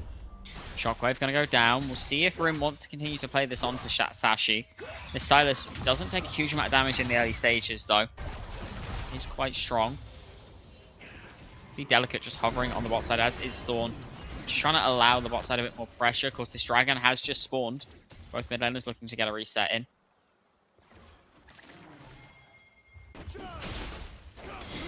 Indeed, the resets do come on through. It's going to be the full reset taken by Rim, heading back out onto the map. Should be in a pretty strong spot overall. We'll obviously see once we get our champions back onto our screen what exactly the purchases were, but with lots of pressure down on the bottom side of the map, we could well get a 4-man skirmish, and in fact, actually, OP gonna head back to base and then run through the mid lane, really wanting to get involved in whatever fight may well be about to break out. We saw this from her in the last game as well, rejoining her team for the first big fight, and it really paid off for them. She picked up a couple of kills for herself off the back of a beautiful Fate Sealed. He's just gonna opt to go back towards that top lane now, though.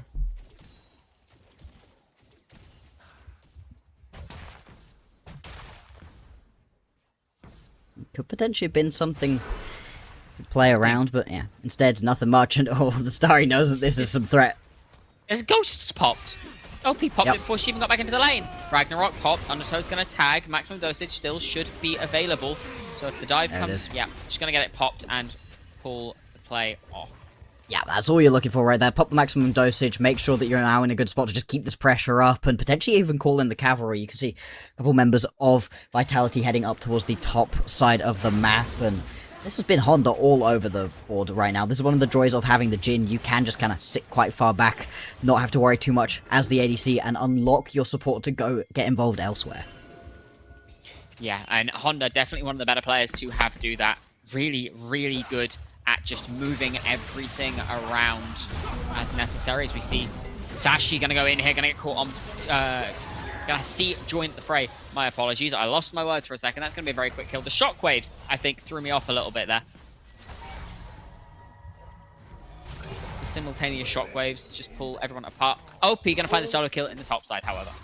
Yeah, unfortunately, we weren't able to watch the entirety of that one, but as we were talking about, right, you try to get away that maximum dosage, the second it's gone, you're suddenly in a much better spot to be able to keep that pressure up and potentially go look for a solo kill, and it is indeed going to land right here. OP getting pretty terrifying. 2 kills going to be completed. That Ravenous now is just mauling this tower up in the top lane. All 3 of the grubs, as we talked about, first tower, big injection of gold right here for the Rising Bees. Certainly is. Thorn gonna walk in onto Honda here. That Stun Sky doing a good chunk of damage there. Shattering Strike will keep Thorn a little busy for now, as it is Delicate and Honda up against 3 members strong for the side of Eterna. Cosmic not able to join this fight just yet, but Rim is here. Ultimate not available just yet. You see Honda going into the backline. Gardener Thorns dropped. Flashes used from multiple members in this fight. Teleport coming in from Starry and from OP as well, who joins the fray. Gardener Thorns going to knock up onto 1.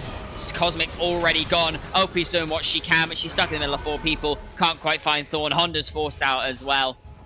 And it's just a stat check from Eterna.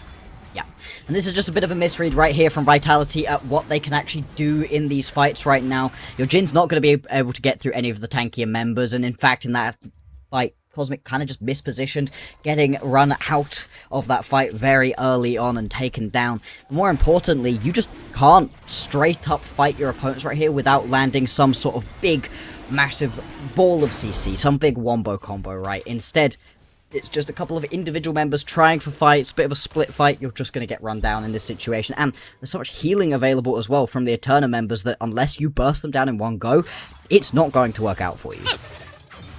Delicate died. So she did. Not sure how that happened. Right at the bottom. In the bottom lane river, I think, is where that death ended up going on down.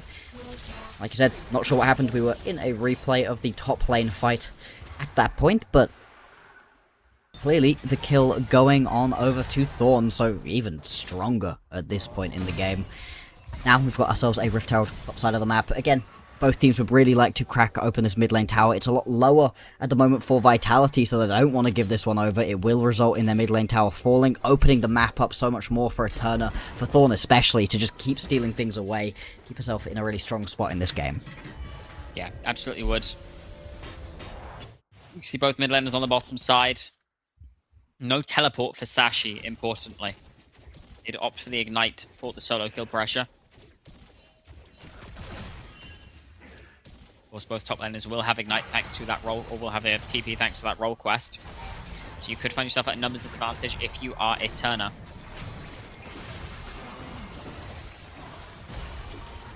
Gonna be a catch come through onto C. Not a huge amount of damage to go down just yet. Of course, it is Alistar. Is still deceptively tanky, even on a relatively low econ item. OP and Sashi moving in from sides here. Just having a bit of a dance around the Herald. It'll be a little bit of a 4v5 right here. Of course, Rim does have the teleport available if the snap engage is called. Again, you need some sort of wombo combo to really start things out. These fights, if they go long, if they're prolonged, are going to be pretty tricky to deal with. Herald fully started up right here by Eterna, and the pit, very tricky to walk into. There's the Herbal coming through from Rim as in it goes. OP looking onto the back line, but gets immediately one-shot. Gardener Thorn's going to find some damage, but not enough. As now the Stolen Ragnarok means Delicate is in trouble. Honda doing what she can to keep her mid laner safe, or jungler safe rather, but it's not enough, and Honda's now on the backside. Rim caught in the middle of everybody will go down, and Cosmic can do nothing but look on in a horror, as all that is left is to try and snipe out a kill or two. There's nothing to be found. Nope. And it's Eterna on top. And again, it's just OP going in that little bit too early before the remaining members are able to get involved. And in the desperate attempt to try and get something down, to put down those Strangle Thorns, Delicate again chases herself too far forwards, and Cosmic just doesn't do any damage at this point in the game. Only got the Collector and a BF sword in inventory. Watch how split this fight is. OP is miles away from this fight, and maybe this is okay if Rim had already teleported in, but there's no hope of being able to land some sort of shockwave off the back of your Olaf sprinting at your opponents. And as we said, if you don't burst these members down, they can survive on low health. They can heal up so much from low health as well. C's the only one who nearly dies and still is able to get away from that final deadly flourish and keep herself alive. Yeah, the curtain call was just a formality at the end there. It wasn't really going to get anything done, but you have to try, right? See Honda towards this bottom side as it is now Rim into Ivy. Still, because of the early on kills picked up, some of these CS leads coming on through, and the tower plating that has fallen, the gold lead only going to be about 1.5k. The majority of that right now going to be concentrated into one specific place. Sashi in a very strong spot. It was all the rim game in the previous one, but right now looking really good right here on the Silas. 2 items completed, 10 stacks on a Dark Seal ring as well. And with tons of great ultis available to her. She's really been having the pick of the litter in this game. Really has. 4-0 and 5. Rim struggling in this one. 1-4 and 0. A far cry from what we saw from her in that last game on And we were so excited about the Orianna as well. We haven't seen much Orianna at this tournament. It's been a relatively big permaban. Very, very strong at the moment. Just not finding purchase in this game just yet. You're going to see the double burn build come through for her.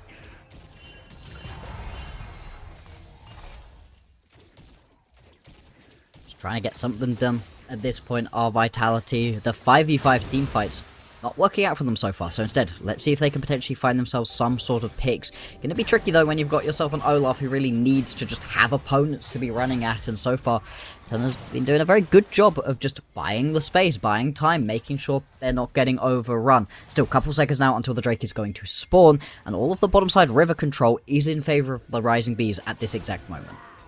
That it is. And OP is the member of the Bees to keep your eyes on. She is very, very strong right about now. Okay! A beautiful engage from Honda finds onto 3. The purchase they needed has been found. It's a double kill for OP. Thorn has to flash away, followed by the flash from OP. A good deadly flash allows it to be a triple kill. Ivy can do nothing but look as her team fall to their knees around her. We've called this player out on several occasions. Honda for the Rising Bees finds yet another criminally good engage. Such a beautiful engage right there. Exactly what you want. And I love Honda on this exact kind of champions. The I flash forwards and I find that engage kind of champions. We saw it in the Nico in the previous game. The Rel right here. We've seen it previously on things like Leona's and Alistair's. All of these engaged supports. Just such a beautiful play coming on through. And exactly what you needed to get your team back into this game. Yeah. Definitely the angle they needed. OP now 3,000 gold above Ivy, the highest gold lead in the game. And that's an Olaf. Olaf is a terrifying champion when it's got a lead. Oh yeah.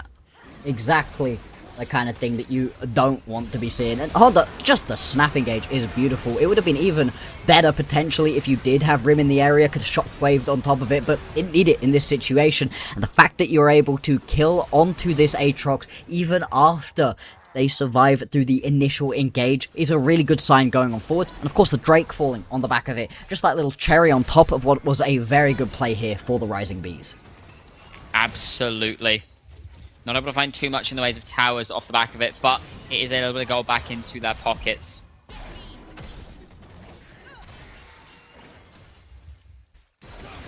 Slowly but surely, this game will come to a close. It is very back and forth at the moment, though. Honda still looking for something aggressive. Second of the Magnet Storm's back up, just constantly stepping forwards, looking, thinking about what can be done. Now, of course, in that team fight, right, Sashi, the big carry right here for Eterna's, was not there, was down in the bottom side of the map at that point. Now also has the Seeker's Arm Guard completed, so going to be even harder to kill in this situation. So you've got to be careful to not get overconfident off the back of a team fight where the main carry for the other team wasn't there. Yeah, absolutely the case. We saw Thorn trying to catch on towards Delicate and Cosmic on the other side of the fight, and it just wasn't quite enough. There wasn't enough purchase there. Flash away from Delicate, so you can look for this Zyra as the Herald is popped towards that mid lane. This mid tower, not long for this world. This one isn't going to fall, as we'd said before, right? It was already low enough that it was always going to be an initial charge Rift Herald Rain that's going to open up the map that little bit more for this Baron setup. Although, talking about Baron setup, look at the deep vision that Vitality have been able to establish for themselves. Tons of vision into the enemy's jungle on the top side of the map, and that's pretty big right there. They're also going to be able to pick up this bot lane tower as just a little bit of a mistake right here, sending everybody mid lane, opening up this bot lane tower, and that should completely reverse any of that gold lead that we saw previously. Yeah, now a total swing of about 3,000 gold across the last couple of minutes. Yep. 1.2k in the lead now for the Rising Bees. They had a rough early game, and we praised their early game ahead of this series. They are pulling it back beautifully. Still, Sashi terrifies me if I'm a Vitality supporter right here. Absolutely everything right now is going to be on her head to make this game work, and at this point in the game, just going to be able to evaporate anybody that you get on top of. We've now seen multiple team fights where Brim's just not able to do anything because Sashi has her number. Heading back to base, back out onto the map once again. Look at that, 10-stack Medjais. Let's see if it's going to be quite as detrimental to her chances of staying alive as it was to Rim in the previous game. Obviously, the second you get a Medjais, you must give up a kill, otherwise, what's the point of having this item in your inventory? Yes, definitely. Definitely, necessary, I think is the word I'm looking for. Yeah, you know, tamp your ego down a little bit after picking it up. You know, if you're picking up Medjais, you're feeling yourself at that point, and then afterwards, then you can get back to your killing your opponent's ways. Big damage right there. That is a lot coming through. Grassroots landing from Delicate in that situation. About half health coming off of Thorn. Not going to be enough to snap engage onto this Baron, however.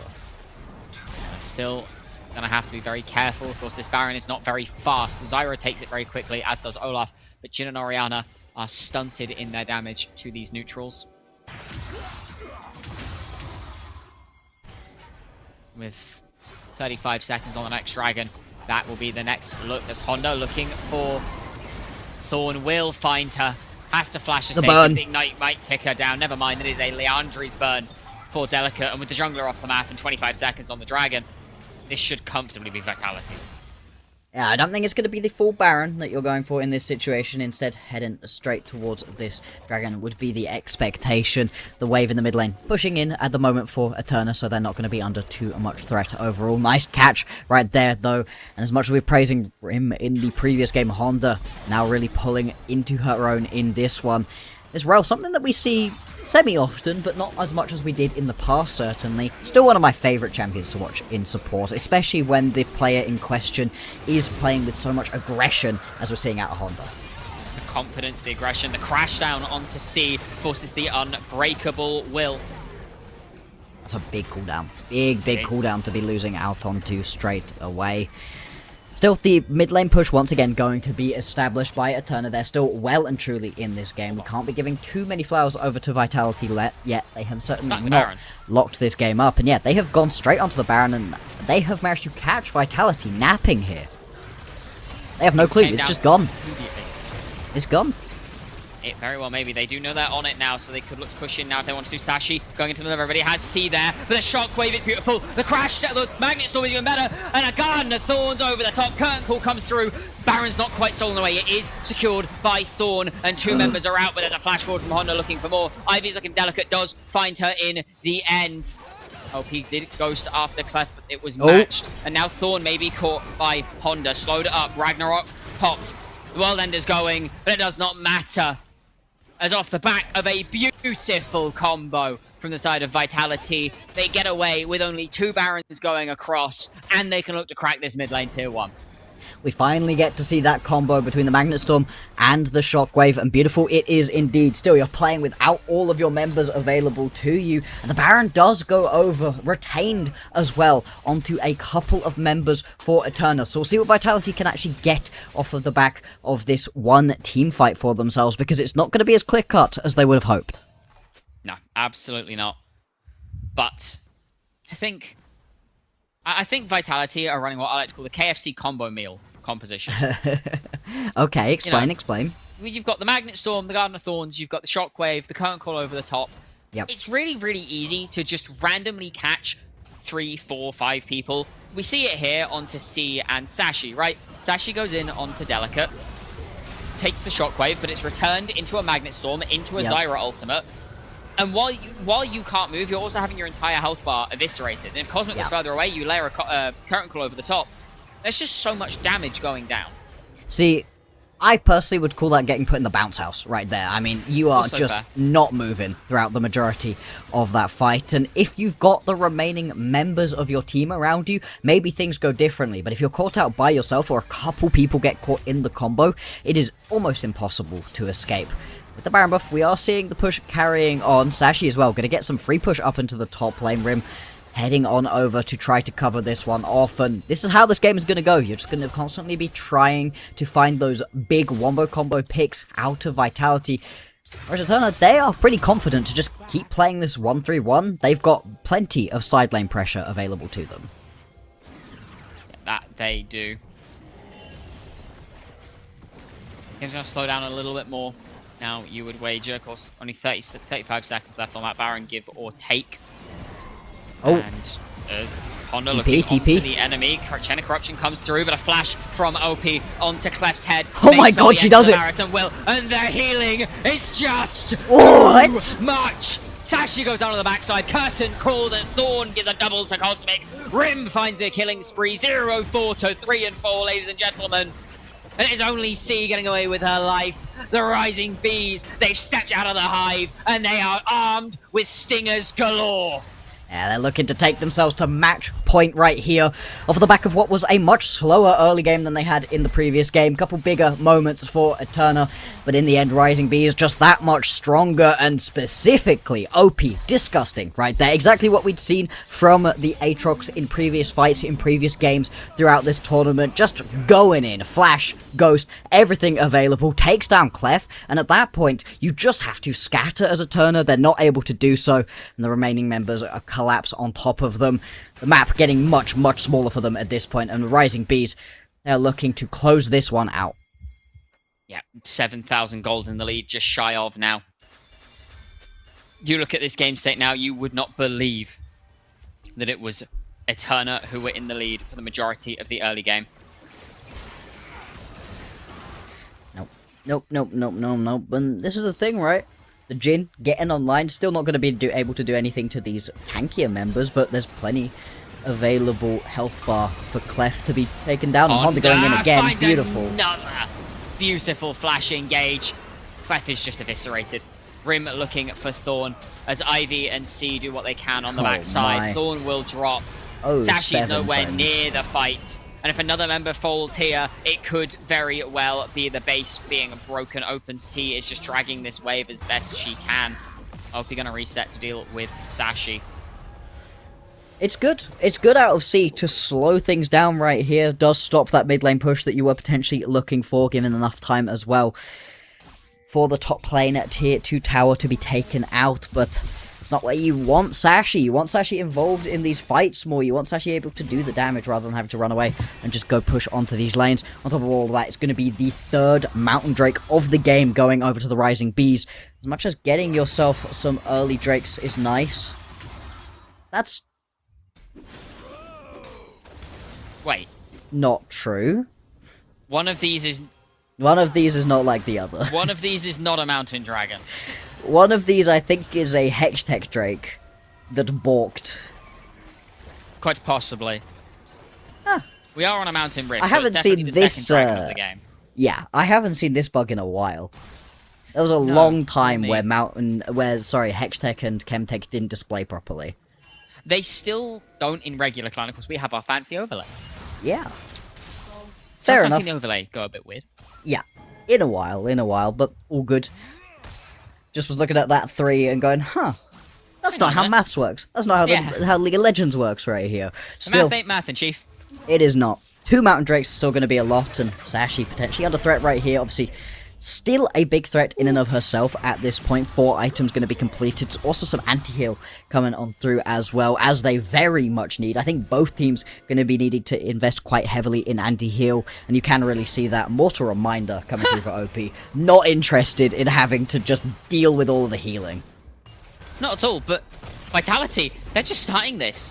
They Yep. know their enemy is blind. They're willing to give it a shot. Sashi Okay. He's gonna try and check it, but it's already dead.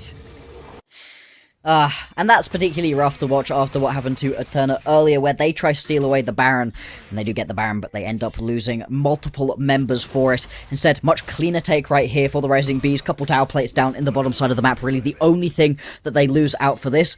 And so let's see how they set their waves up right now. I don't think they're going to be able to manage a 1-3-1, they're going to need a 1-4 going on at the moment. Could well be the mid lane that they decide to push through, as the resets do come through from Delicate and Rim, expecting them to run it into the mid lane, try to get their push going, as OP brings up the rear in the bottom side of the map. Yeah, just gonna happy as Lowry start to push through. We can see Rim moving, as you say, moving through to OP here. So it could be a 3-2, not uncommon, but not the favorable option for a lot of teams. See if Ivy can stop this push dead in its tracks. It's everybody moving towards this bottom side now. They want to start cracking these outer inner towers.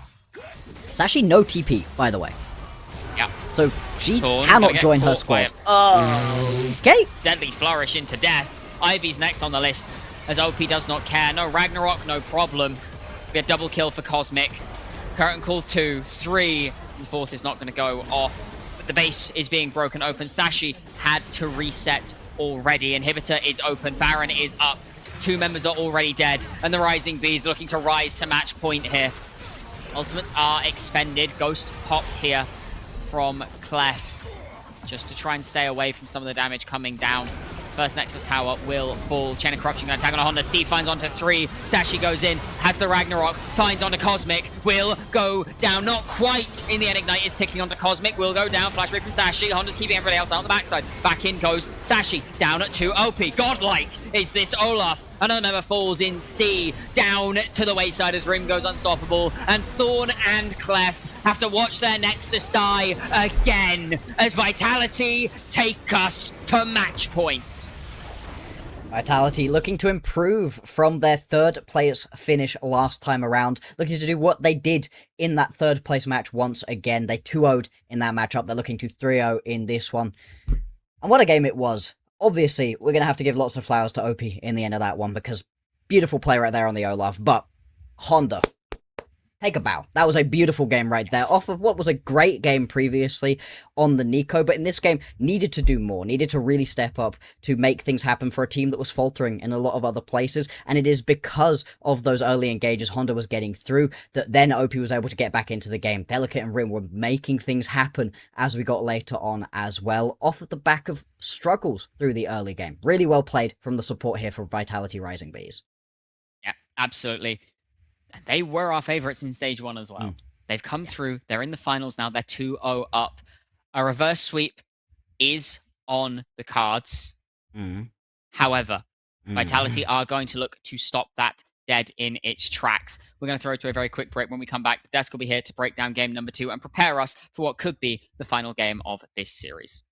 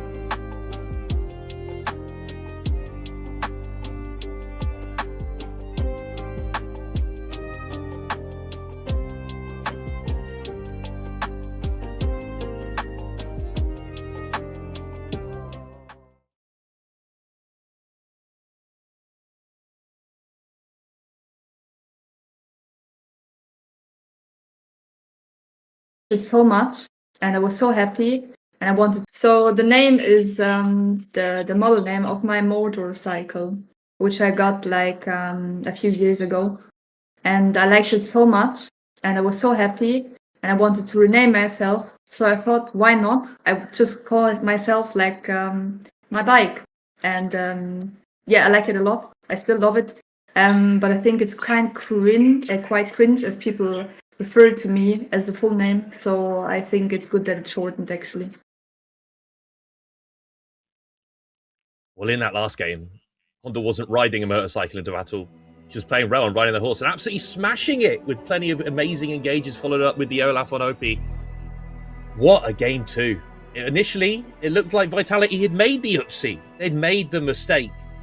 But then they just came back, and incredible performance from, again, it's the top lanes, Telch. Your role showing up massively in this series so far.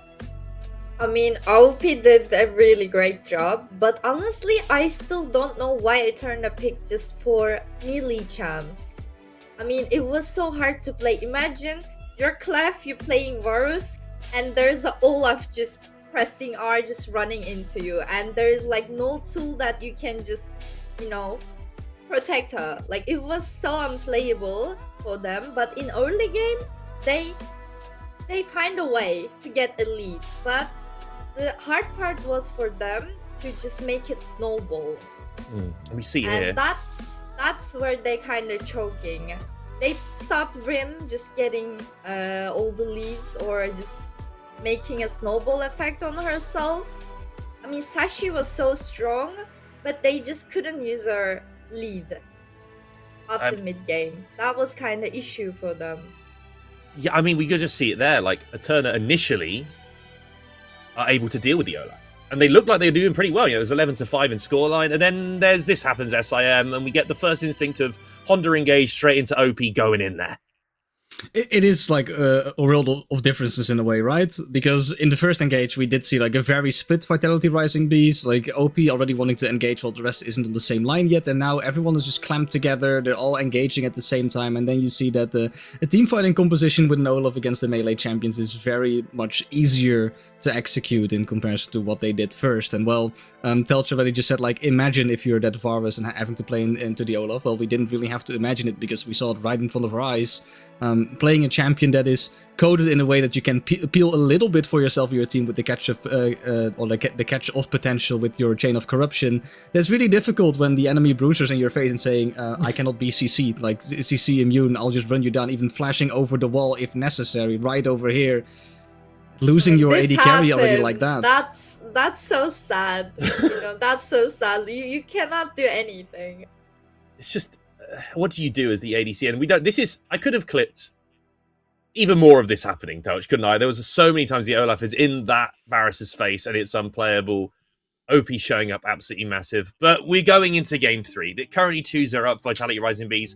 They didn't make it to the finals last time, and they're showing now maybe why that was not so much a fluke by Mental Rush being in the semis, but it's something where maybe Vitality Rising Bees should still be considered obviously a force to be reckoned with. In this game 3, I said it at the after game 1, what do Eterna need to do? Because they had a lead early on in this game, and it didn't help them.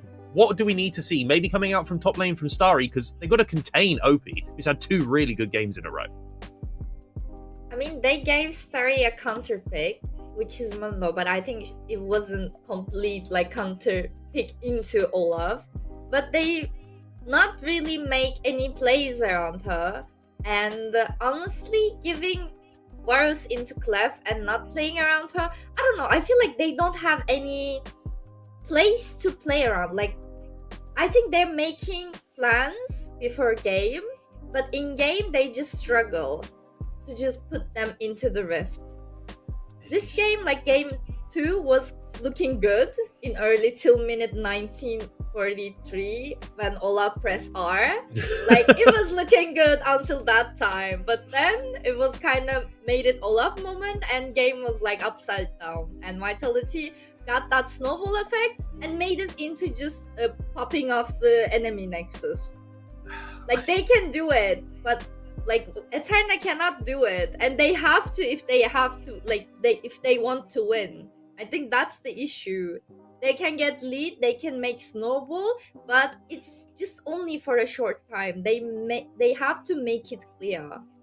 Take control of the game. They need to take control. If you aren't showing enough control against this Vitality roster, it looks like they will, in the case of the Olaf, run you over. Also, shout out to Honda, who had in that interview clip, really good rel performance. Those fights were both started by insanely good rel engages versus an Alistair. So you've got to shout out the support sometimes. Usually the top laners get all the credit. I'm going down to the bottom of the rift to shout out Honda for that one. SIM, what do you think Eterna needs to do? What's your opinion as well? Because it's looking rough, to be honest with you. They had a lead here. They couldn't maintain control. They've got to make something here in game 3, because otherwise, as the draft starts in front of us, there's not that much left on the board that's those power picks that we usually see. They've got to find some angle here. Well, to me, I mostly agree with Telch. Like, I would like to see more of a execution in team composition, what they probably talk about before the match as well, and preferably that would be in a way that thus far we've mostly seen a weak side top side with hopefully then an AD carry you can play around. So giving Clef a little bit more space to play with, that is something that I would prefer to see, because once again she has been in finals before as an AD carry player, so there is a lot of playmaking potential within there that you can play around. And preferably then you would have a carry champion on Clef, then perhaps something with setup from both mid and jungle. So perhaps maybe even something like the Twisted Fate at one point. I don't know if Sashi has played it already, but Twisted Fate with a ganking jungler always has some really great setup when it comes to wave clear into trying to spam gank bot.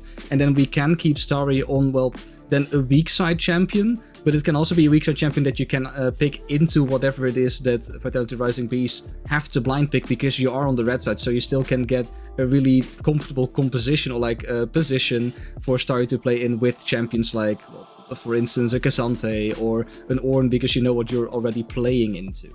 So you like a Starry kind of Cassante tank. You're liking maybe a hyper carry for Clef, am I hearing here? Something that gives a little bit more chance to play out these team fights.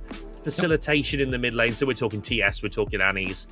Things like this, maybe you can bring Eterna across the line as the bans coming through. They haven't changed. These bans are not changing from the games. This is the result of Fearless, right? Where we go, okay, let's keep the plans the same. LeBlanc changed, and that was like game 3, and it can maybe end, or maybe Eterna can flip it upside down.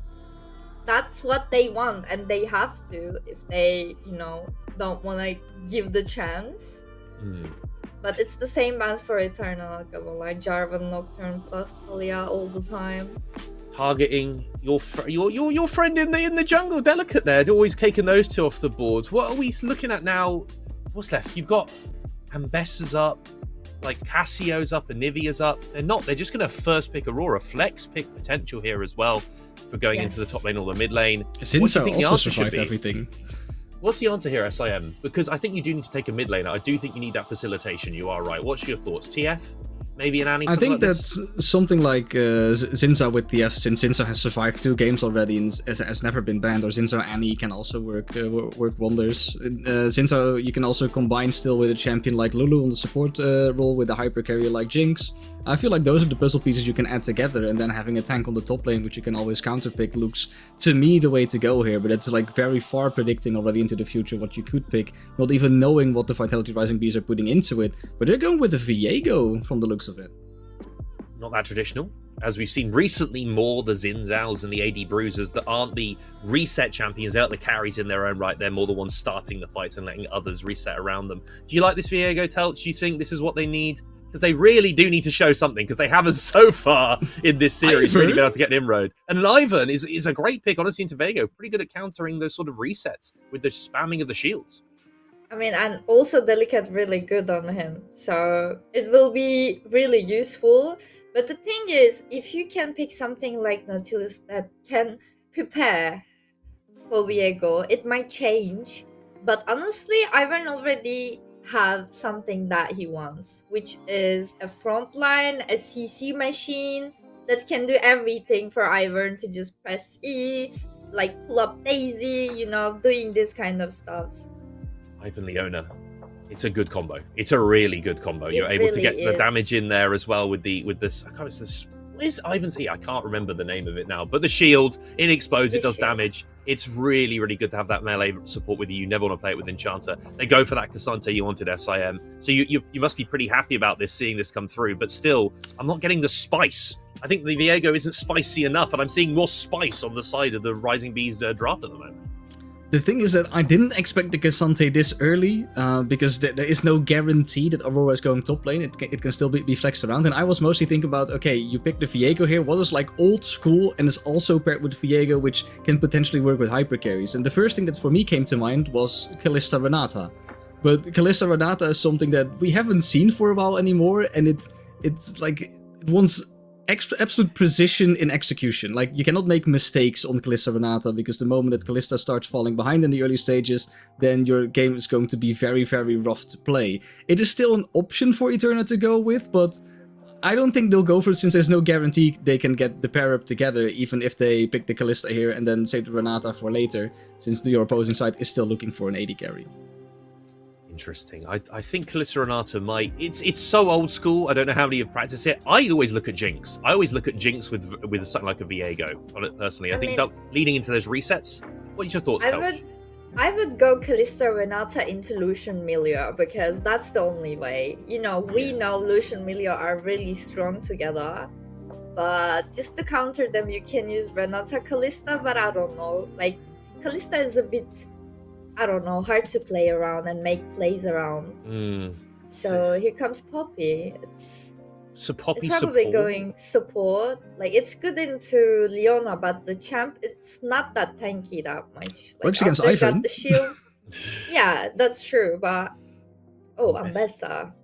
Shock horror. Ambessa's been picked. The nerf did make that champion feel a lot worse. Just the ult cast time nerf makes it feel really hard to play in some scenarios, but it's still very, very strong. When you've got lockdown as well with the Leona and you've got the Ivern shields, it makes her even tankier. Final picks coming through here. What do we want to see, Telch? Because AD carry, we're going for a Xayah. I'm leaning to Jinx here, by the way. I'm usually on that side of the desk. We need long range ADC on bot just to disturb Xayah, because she hates champs with like long range. Jinx is really good, but Jinx needs a supporter like Lulu, you know, that can buff. Yes. Still going for but it's gonna be a hard game for Jinx. Not gonna lie, because she needs someone to peel. And as I can see, Eterna wanna just go engage, go in, but what's gonna do? Like, what is Jinx gonna do? Because there's a lot of like threats. There's like Ambessa, there's like Aurora, there might just come Leona ults from somewhere, and what's she gonna do if she doesn't have flash? We saw it like from last game, there was like Varus into Olaf, and it was so hard game. So I feel like it's gonna be hard again, but if they can get an early lead on themselves, they maybe make it through. We'll see. I'm not sure. I feel like SIM, I feel like they've kind of done what you wanted. You kind of said you wanted to have some agency in terms of damage. They've gone for a tanky frontline. They've got some sort of playmaking in mid. Are you happy with every other part of the draft here? Or are you're turning your nose up a little bit? You don't seem as happy as I thought you would be with what they've shown. In my opinion, they clicked the wrong Yordle. I think you always click Lulu instead of Poppy. And sure, like, at the end of the day, they still pick Ambessa into Poppy, so you still get some late game teamfight value into it. But during laning phase, yes, you can like deny some engages from the Leona. But like Telch said, it's so difficult to keep this Jinx safe, whilst the utility of Lulu can both be used to keep your Jinx safe, but also to peel for your Viego in the early stage when it's looking for resets, when you already have the top side to be tanky.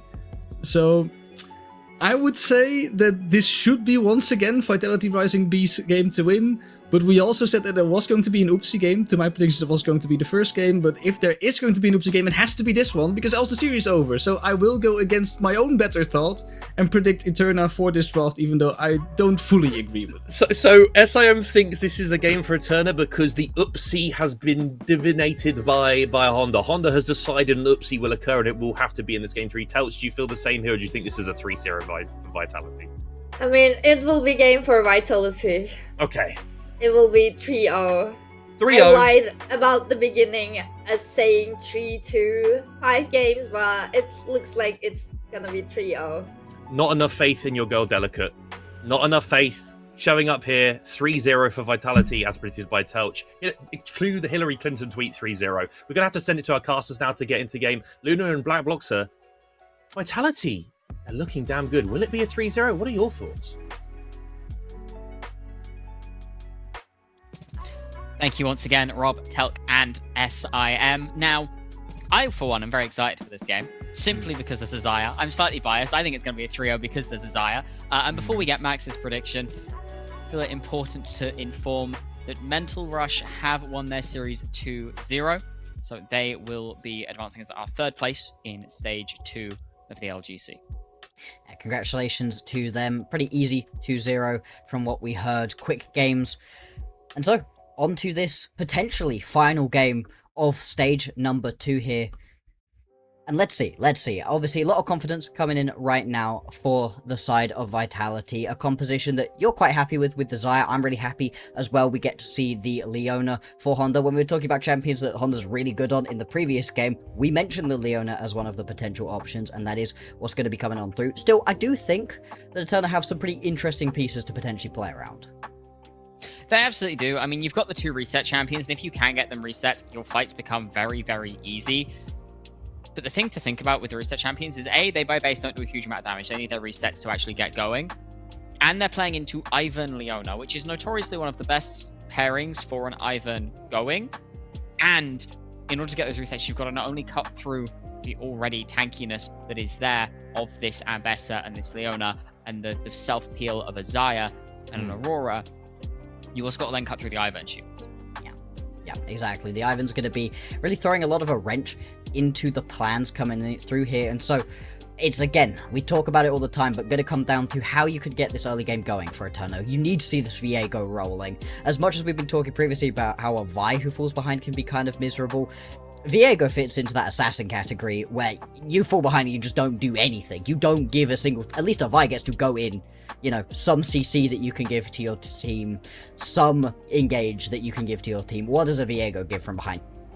It gives nothing. It gives absolutely nothing. So this is going to be really, really important in this game right here for Thorn to try to get things going as early as possible. But I worry because which of these lanes are you really going to be ganking onto? Jinx, Poppy? I mean, maybe.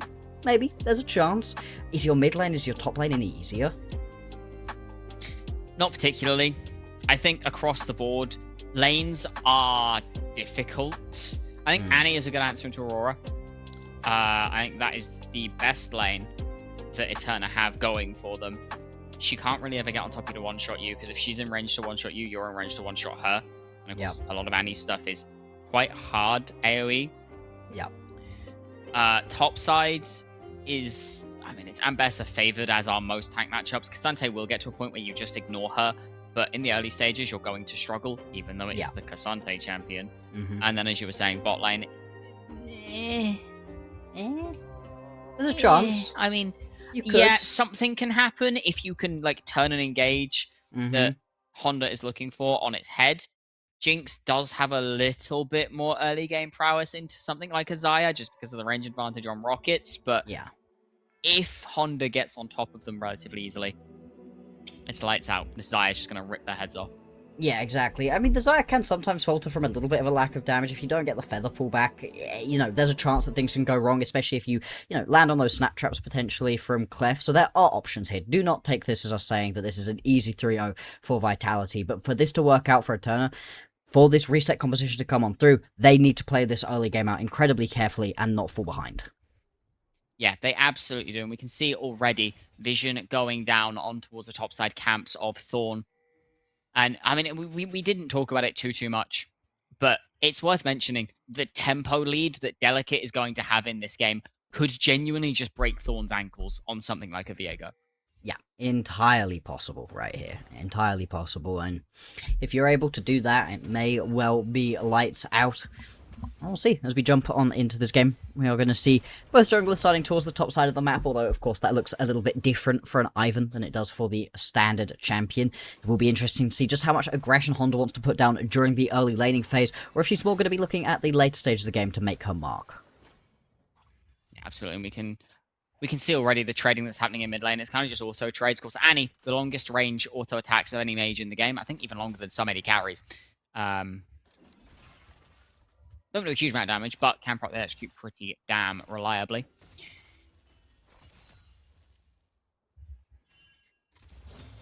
Indeed, indeed.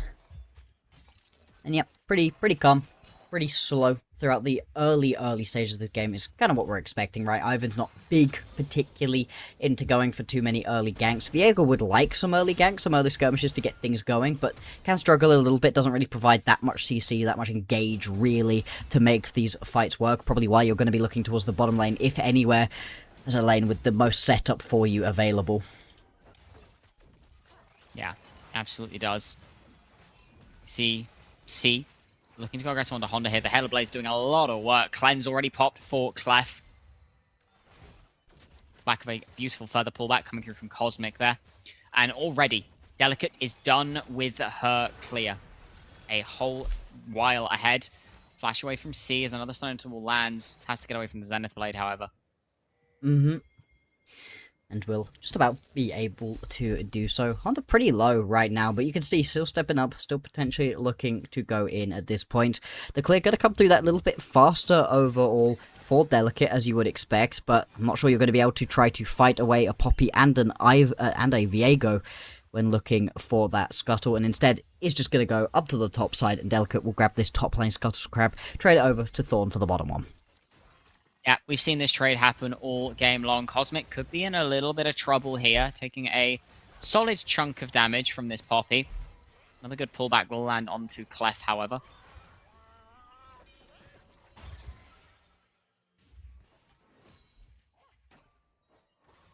It's just slow and steady until Delicate can find a way to impact the map, or at least stop Thorn from doing so. It's going to be a relatively slow game. And this is going to be a real big moment right here if Vitality are able to win. This is a Vitality squad that has done so well, and some of these players that have done so well, but just haven't been able to find that full level of success overall as a team. Potentially looking for a gank top lane right here. It could be. Root Caller going to come out now. As OP is going very low. Thorn is in the area as well. Going to get pulled back and will go down. The flash forward from Thorn just to guarantee the soul possession. It'll be first blood to Ivy. And this is what we're talking about with the Ivy not being much one for early ganks, and apparently Delicate not really leaning into that, unfortunately. Doesn't provide any damage at this point, any real healing, shielding, anything as an Ivan at this point in the game, and so doesn't have the damage to get through Cassante. Real Cassante moment right there from Ivy as well. Yeah, just able to tank up everything that is thrown at her, making it very, very difficult for the side of Vitality to really do much in return.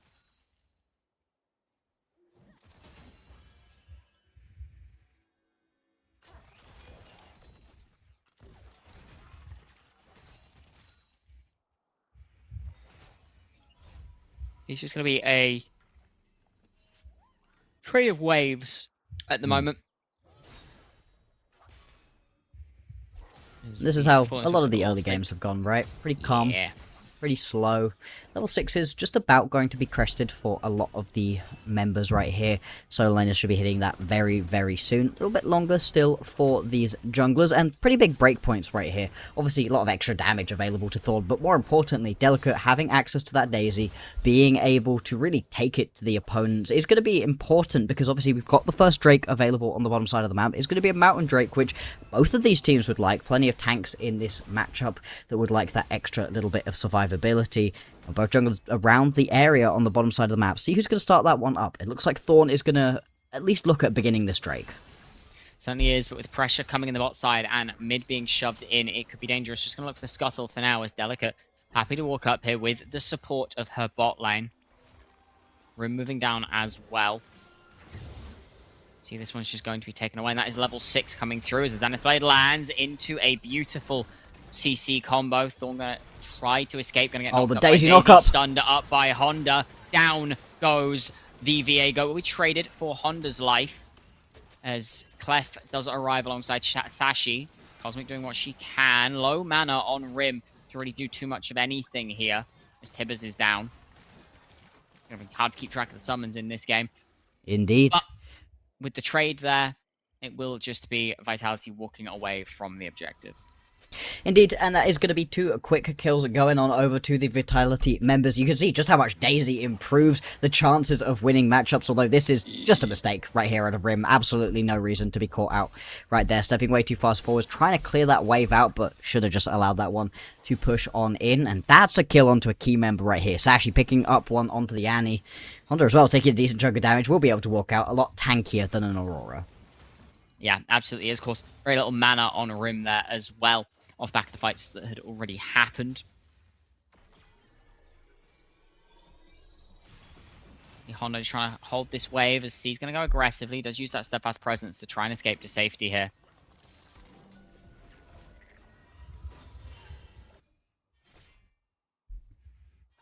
Indeed.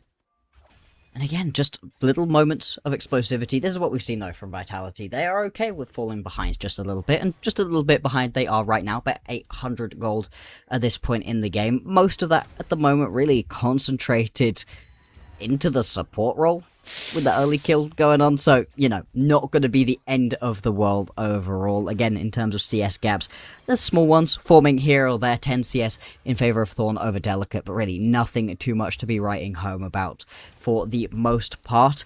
Nobody picked up that Drake, though, through all of that skirmishing, but currently with Delicate up on the top side of the map, this would be a good opportunity for Eterna to start up the objective if they have the wherewithal to do so. Looking like they're not having any sort of rush towards the area, instead just trying to establish some good push in the bottom side of the map. It's giving time for Delicate to make her way down to the bottom side, though. Yeah, slowly but surely she will arrive. So Dragon is started up and it is going to be spotted out by the Scryers. We'll see what is done here as Daisy is sent over the back of the pit just to play to disrupt. Thorn going to be forced backwards, as now it is a 3 versus 4 with a teleport coming in from Ivy. He's just going to be given across this one. Not too fussed about losing it. Reset is given across to Clef here. C goes in, looking on Cosmic, okay. Started it up. Playcaller not going to find its mark. Nope. That's a TP out of this Cassante. Yeah, indeed, that is pretty big right here. The fact that OP is about to be up in just a couple of seconds' time means that this top lane pressure can get pretty big. I do like the decision right here of Thorn to just head straight towards the top side of the map, looking to potentially take away all 3 of these grubs as well, and grabbing the first Drake and 3 grubs is a really nice early on start. Now, it's not quite the same level of split pushing that we've seen in the previous games. Cassante can, but it's not going to be quite as exciting. There's turn right here. Delicate looking for a gank onto the bottom side, but will be spotted out. Good ward right here in that tri brush. Nothing quite going to work out. That's just going to be easy right here for Thorn to pick up all 3 of these grubs. Yeah, of course, so the pings come down as soon as Vision caught on bot side. Is I think Honda might just drop here. Okay, the first kill of the game going into Clef's back pocket as Cosmic wants to keep playing this. Pops the Ghost, has Delicate at her wings. Can't do it. Can't Nothing to be do done it. here. Hello, Ivy. Bringing OP through the wall there. Forces the flash out thanks to that all out. And it is Eterna coming up in this early game. Yeah, very much so, but we said that in the previous game, and I just struggle to believe it quite so much. Looks like Sashi taking a big chunk of damage right here out of Rim. Has to pop the Tibbers down. Isn't going to be able to do enough, but with Rim, no mana. No real follow-up available at this point. Should just be able to clear this wave out and carry on. I just struggle to believe it out of Eterna, right? They've had a couple moments in both of these games so far versus Vitality where they just haven't been able to fully capitalize, haven't been able to show us the quality needed to take down their opponent. But we know that it's in there because they were the only team to take down Vitality during the Swiss stage. We know that they can do it. Just today, they have not quite been able to show up in that same way. Yeah, absolutely. First items now starting to come through across the board. Redemption completed for Delicate. Rim with that Proto Belt. Kraken Slayer for Thorn. Now starting to get to the point where damage is going to be plentiful. Just a case of what can be done with it.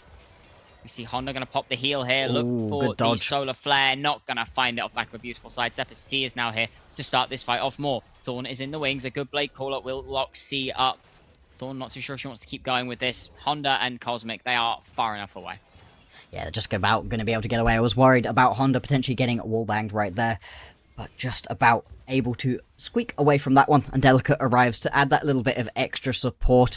You can see hunting forwards again, they've just been so much better about having a lot of vision, giving themselves a lot more opportunities to potentially find picks, and Thorn needs to be really careful right here. Keep stepping up and potentially flirting with death, although the turn back around and, oh, never mind. Good kill.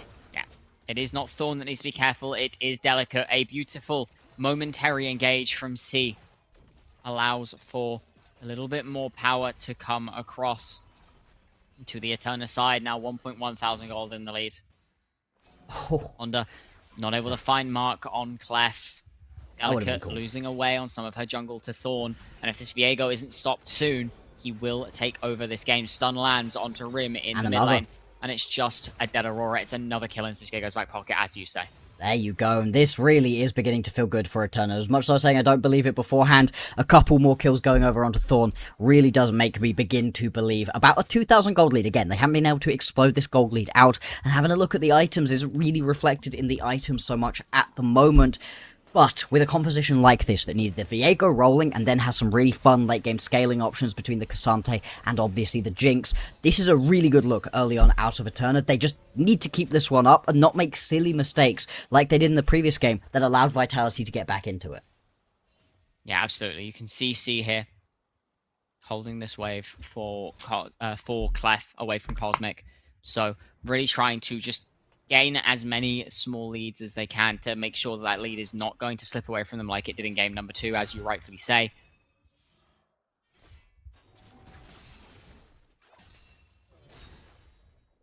I think if you're a Vitality fan at the moment, all eyes are on Rim and Cosmic. Yep. Cosmic 002. Hasn't really been able to get anything going so far, but not really expected to in this matchup on this champion, and not through lack of trying in a lot of situations. Honda again has been playing incredibly aggressive, constantly trying to hunt on forwards, but this is what we've been seeing during the laning phase, right, with a lot of ganks coming on through, a lot of over-aggressive plays potentially out of Vitality. It's going to be interesting to see once we get to these team fights, because as we talked about, this is a bursty reset based composition out of Eterna, and Vitality, they have a lot of tools to be able to survive through that initial bit of engage. I certainly do. We see a ghost popped here from Cosmic as she is just blown to pieces. C finds an angle, catches her out. Thorn will go down on the other side, so it's a small solace. Jungler for AD carry, but the question is, can Vitality now try to fight this forwards? Ivy is in the wings. OP does have teleport if they wish to use it. Dragon is just actually going to be a reset. A good shutdown going across to, I think, Rim. Yeah, it was well done right there to be able to just completely lock up Thorn, and as much as, yes, you do end up having Cosmic fall in that fight, you are still going to get yourself a tower on the top side of the map right here for Vitality, and you also just get some proof of concept right here. You can lock down your opponent long enough to be able to take them out. Now, heavy trading in the top side. Certainly is. Ivy happy to flash forwards on that one. Eclipse Shield isn't going to do a lot. Oh, Here, TP. teleport coming in from Rim. Is it soon I think enough? For now, The shield! Good use of the Eclipse there to stay alive, and the teleport from Rim will shut down Ivy in her tracks. Holy! I've never seen Eclipse used so to perfection. I know, just knowing that you needed one more little bit. Still, this might well end up being a She kill. I don't know, as long as you get away from the wallbang.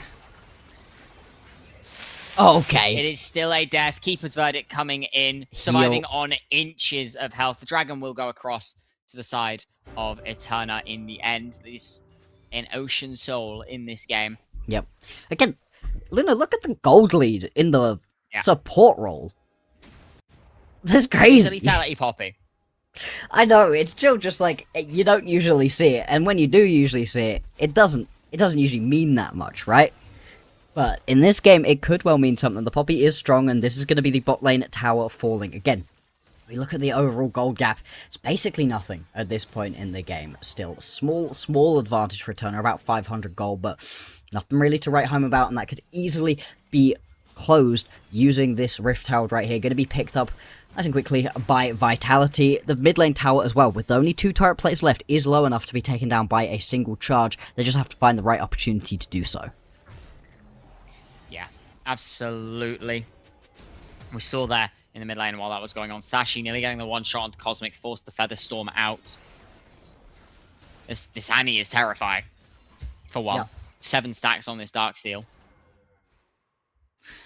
Just lots and lots that you can potentially play around right here. Lots of different avenues to taking us to at least a game number 4 right here for Eterna. Vitality looking to prevent that though, of course. 3 minutes 30 seconds until the next Drake will spawn, so still a while away from that one. But with the first 2 picked up by Eterna, they no longer have to focus too much on grabbing the rest. We have seen that, of course, in the previous games, where Eterna grabbed the first couple of Drakes, Vitality are happy to concede those, and then Vitality get themselves back into this game. So maybe as Eterna, you actually want to just go for these Drakes, really just keep drawing the members of Vitality in, and not allow them any avenues to get back in. A lot of damage coming down from Rim Oh here. That damage is crazy. Half health already teleporting from OP. I think Sashi may fall here. We may have cursed her. The stacks were mentioned. Rim going very low here. We'll go down to OP in the end. Oh. Jungle, Honda, and Delicate are fighting. Oh, the Senate Blade! And a beautiful cancel on toward the Keeper's verdict. Honda living for so incredibly long. Oh, Daisy! Not able to find the damage. Daisy playing beautiful stop and start. All out coming through from Starry as Cosmic able to find one. Looking onto Clef as well. One more auto will find it. Clef can now join the fight. But already Starry, Ivy has fallen. And it is once again, public execution gone ever so slightly wide. But it's once again the Rising Bees stepping up, finding their mark, finding their angle and playing it to perfection. A Serpent's Fang coming through already from Thorn on second item. And the gold swings back in Vitality's favour. OP missing that public execution. That's the change that they made, making that ability come through just that little bit slower. A little bit of a problem, though, for Vitality, that their ADC got killed in a 1v1 with their opponents, and you can understand why at this point. Nearly picked up 1v1. Thorn prior. Yeah, still, the fact that Cosmic's not able to rejoin the team, only on one item at this point, you know, that's the problem at the moment. This Jinx is actually getting online. One more item, and that's pretty close to coming through, and you're going to be in a great spot for Eterna, as that's your win condition. That's who you're really trying to play around. That's what this whole rest of the composition is about. We say reset composition, yeah, you want the resets to do the Viego, but what you really want is the Jinx excited. Yes, and this is why you see these champions paired together so often, is because they're both looking for these resets. You can see here, the fight on the top side, it's generally just really nicely collapsed by Vitality. It is, and there's very little that you can do in the top side of the map. Now this is crazy. The Zenith Blade cancel is massive, but also just how much Daisy does during this fight. Obviously, Daisy gets punted away, it gets brought back in. Watch how many knockups come through. Without all of these knockups coming through, Honda dies way sooner than she does. Obviously managed to just about get the kill onto an already very, very wounded Viego. And then just, yeah, not quite able to rejoin with the rest of the team, but there's nothing that you can actually do here. At the back end of this team fight is Clef. Just wasn't able to really join the rest of the team, and that zoning is going to be important going on through. You don't really want that zoning to be coming from Cosmic going forward. You would rather that's Honda or Delicate or OP, really. Yep, we come out of replay, and once again, someone is dead. Rim going to be the one to fall this time. Again, not sure what happened with that situation. But the push coming through in the mid lane right now out of Vitality is Eterna just trying to steal away a couple of camps, but with the Baron up and available, right, the bot side of the map control going to be that much less important. It certainly is. 4 members strong here. Teleport coming in from Sashi. They're looking for something. Thorn's on a flank as well. Found the stun onto OP, but the redemption comes down. In goes Starry. Ivy looking for something. Oh my god, Rim! Blown up. C goes down to Honda, and immediately the fight's blown to pieces. Rim finds a triple kill on the backside. We saw her Aurora on Sunday. We're seeing it again today. This is not a champion you can leave up. And the Baron at 20 minutes is Vitality's. That twofold Hex did, I think, a billion damage in that team fight. Holy moly. I mean, between the Shadow Flame and the Rocket Belt, you expect the Aurora to be doing big damage, but that was disgusting. Lines it up beautifully across multiple members. And it's just a mistake right there of Eterna. They think they can go for that snap catch, but who onto? Who are you actually going to catch in this situation, right? The Ambessa? the Ivan, the Leona, who cares about those? You're not catching the Aurora, you're not going to catch the Xayah. That's the point of these champions, to be able to get away, and they over-aggress, push too far, and all of a sudden Vitality jump out to a 6,000 gold lead. With another dragon up and available, they can restart stacking those drakes just like they have in the previous games. You can, though. OP could be in a spot. Bother here is just going to get absolutely annihilated. Starry going to pick that one up, or Sashi going to pick that one up, sorry. Too many names are similar in this game. Indeed, indeed, and that might actually stop this Drake from going on over. This might be Soul Point that Eterna can now pick up for themselves, although I do wonder if Vitality just think they're strong enough right now to try fight this one in a 4v5. Eyes on Rim, she is on a flank. They could just, pull out of this one and go for the tier 2. Go down mid. Yeah, exactly. There's no real reason to fight for this. Yes, you're giving away Soul Point. It's not an ideal situation overall, but the fact you're able to grab this tier 2 turret in the mid lane, they can move up to top lane as well. The map rotation coming for you through beautifully. Not sure they're going to be able to fully take down this tower. You are seeing Eterna trying to get their way towards the top side of the map, but it's a lot of gold going over. Still, as Eterna with Soul Point, that's at least something. Certainly is, and Brim is still like playing an angle here. Waiting until everybody has moved to move after the fact. All it takes is one good bit of CC. And damage dealers can really start to come alive for Vitality. Yeah. And it is all coming up for the Hive in this series. You say just one catch, that's the same sort of thing right here for Eterna. If they do get this reset combo off, if they manage to catch onto somebody important, like Delicate, potentially. Still, look, that's 5 members brawn up to the top side as Eterna, and the push gonna come through in the mid lane for Rim. Oh, okay, C's just dead, and that should spell disaster here. Rim can now rotate over, catch anybody out that sticks around, and things just going from bad to worse for Eterna. Looking like they're gonna end this split in 2nd place. A great finish for a great squad, but still, they will be disappointed with this. They absolutely will. C just hovering that little bit too long off the back of the initial attempts to catch. Of course, there's no flash on Sashi now either, so finding these carries is that much harder. Ivy's going to look for something. Hope he's going to get stunned up under the tower, but there is a redemption at her back. And of course, you still have Rim pushing down that mid lane. These root callers are tagging left, right, and center. These towers will go down eventually. You can see Vitality potentially looking to call off the push in top side now. We'll see if anything happens, as Rim is looking for the solo onto Sashi, not able to find it off the back of the Between Worlds, and now they're running her down. Protobelt used to safety. Super Mega Death Rocket will land. Look at that gold graph. They're going to be able to catch. Yeah, that's a gold graph of all time. It is just a long time where Eterna are trying to establish something, getting bits and pieces done, but they're never able to quite sink their teeth in like Vitality are, and Vitality do just take them to the cleaners every single time that they step a little bit too far forward. Such a great team for catching people out, and this is a squad that's going to have really high hopes in the women's scene. They're going to be looking to come out on top throughout this tournament, of course, but they're going to be looking to come out on top throughout everything. Equal Esports, I would also like to... any of those tournaments.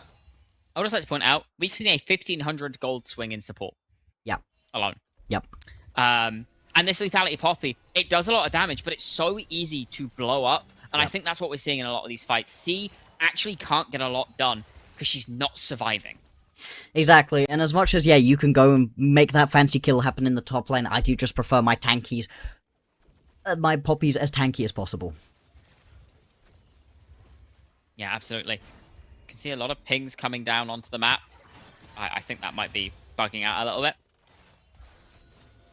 Yeah, maybe someone's really excited about that ward. I'm just thinking, normally you can't spam that many pings. Normally you get capped at 6. So I think something just went a little bit wrong there. As looking for a catch here onto OP once again. Solar Flare's not going to find him. Oh my god. Goes Rim. Finds a lot of damage onto at least 1, if not 2, if not 3. Rim survives just about. Thorn is down. That's 1 reset champion gone. The other is pushed completely out of this fight. And it's now Ivy stuck on the backside. Rim finds the angle, flashes forward, finds 3 with the realm between worlds, and absolutely eviscerates their health bars. Couldn't quite find the damage to finish the kills, but it's 2 members gone. A third and final inner tower taken for the side of Vitality Rising Bees, and now they can look to crack the base. And this is really impressive to be doing without any Baron buff available, but they've just got such tankiness coming through out of Honda. OP able to survive for so long as well, and crazy skills coming through from Rim to be able to just jump through between worlds back and forth, surviving for so long right here. The inhibitor tower will fall still, the health bars going down pretty rapidly. They are. Honda tanking up a lot of damage. That Protoplasm doing a lot of work for her, however. Oh. Good route comes through as OP might not have meant to click that. Teleport coming in from Ivy here. Eterna, they want to keep playing this. There's nothing here. They're going to be able to just walk this one away. Yeah, you don't have yourself a tier 1 tower, but I don't see any way to catch up in this situation. Time will tell. C Maybe is just gaining. about. Doesn't find the root caller, stopping OP from going anywhere. Does have a GA though, so can buy a lot of time. Oh my... Almost finds C. Public execution to the back of the fight.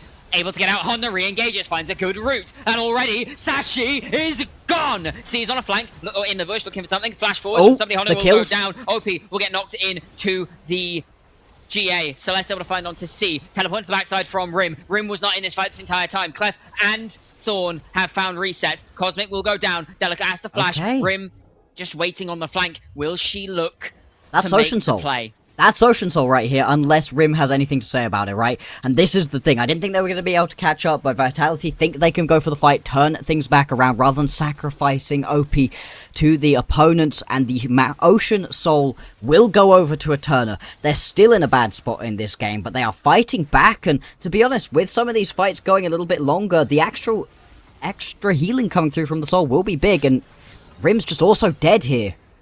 This is a massive throw from Vitality. Shut down by Ivy. Sashi TPing to the fight. It's the Vitality. They're struggling to limit themselves. They're playing confident, which is good, but sometimes it's bordering on overconfident, and that's certainly one of those cases. Still, the important thing is that you didn't get the reset coming through onto the Baron out of a turn. If they'd been able to rotate up to the top side of the map, could have been pretty bad. If you're a Vitality fan, if you're an Eterna fan, you've got to be so excited that the team seems to be pulling things back. And it's such a good sign that they've been able to grab themselves the Ocean Soul right here. Soul has been something that's completely eluded them so far this series. Able to get the first couple Drakes, but never able to keep stacking them beyond that.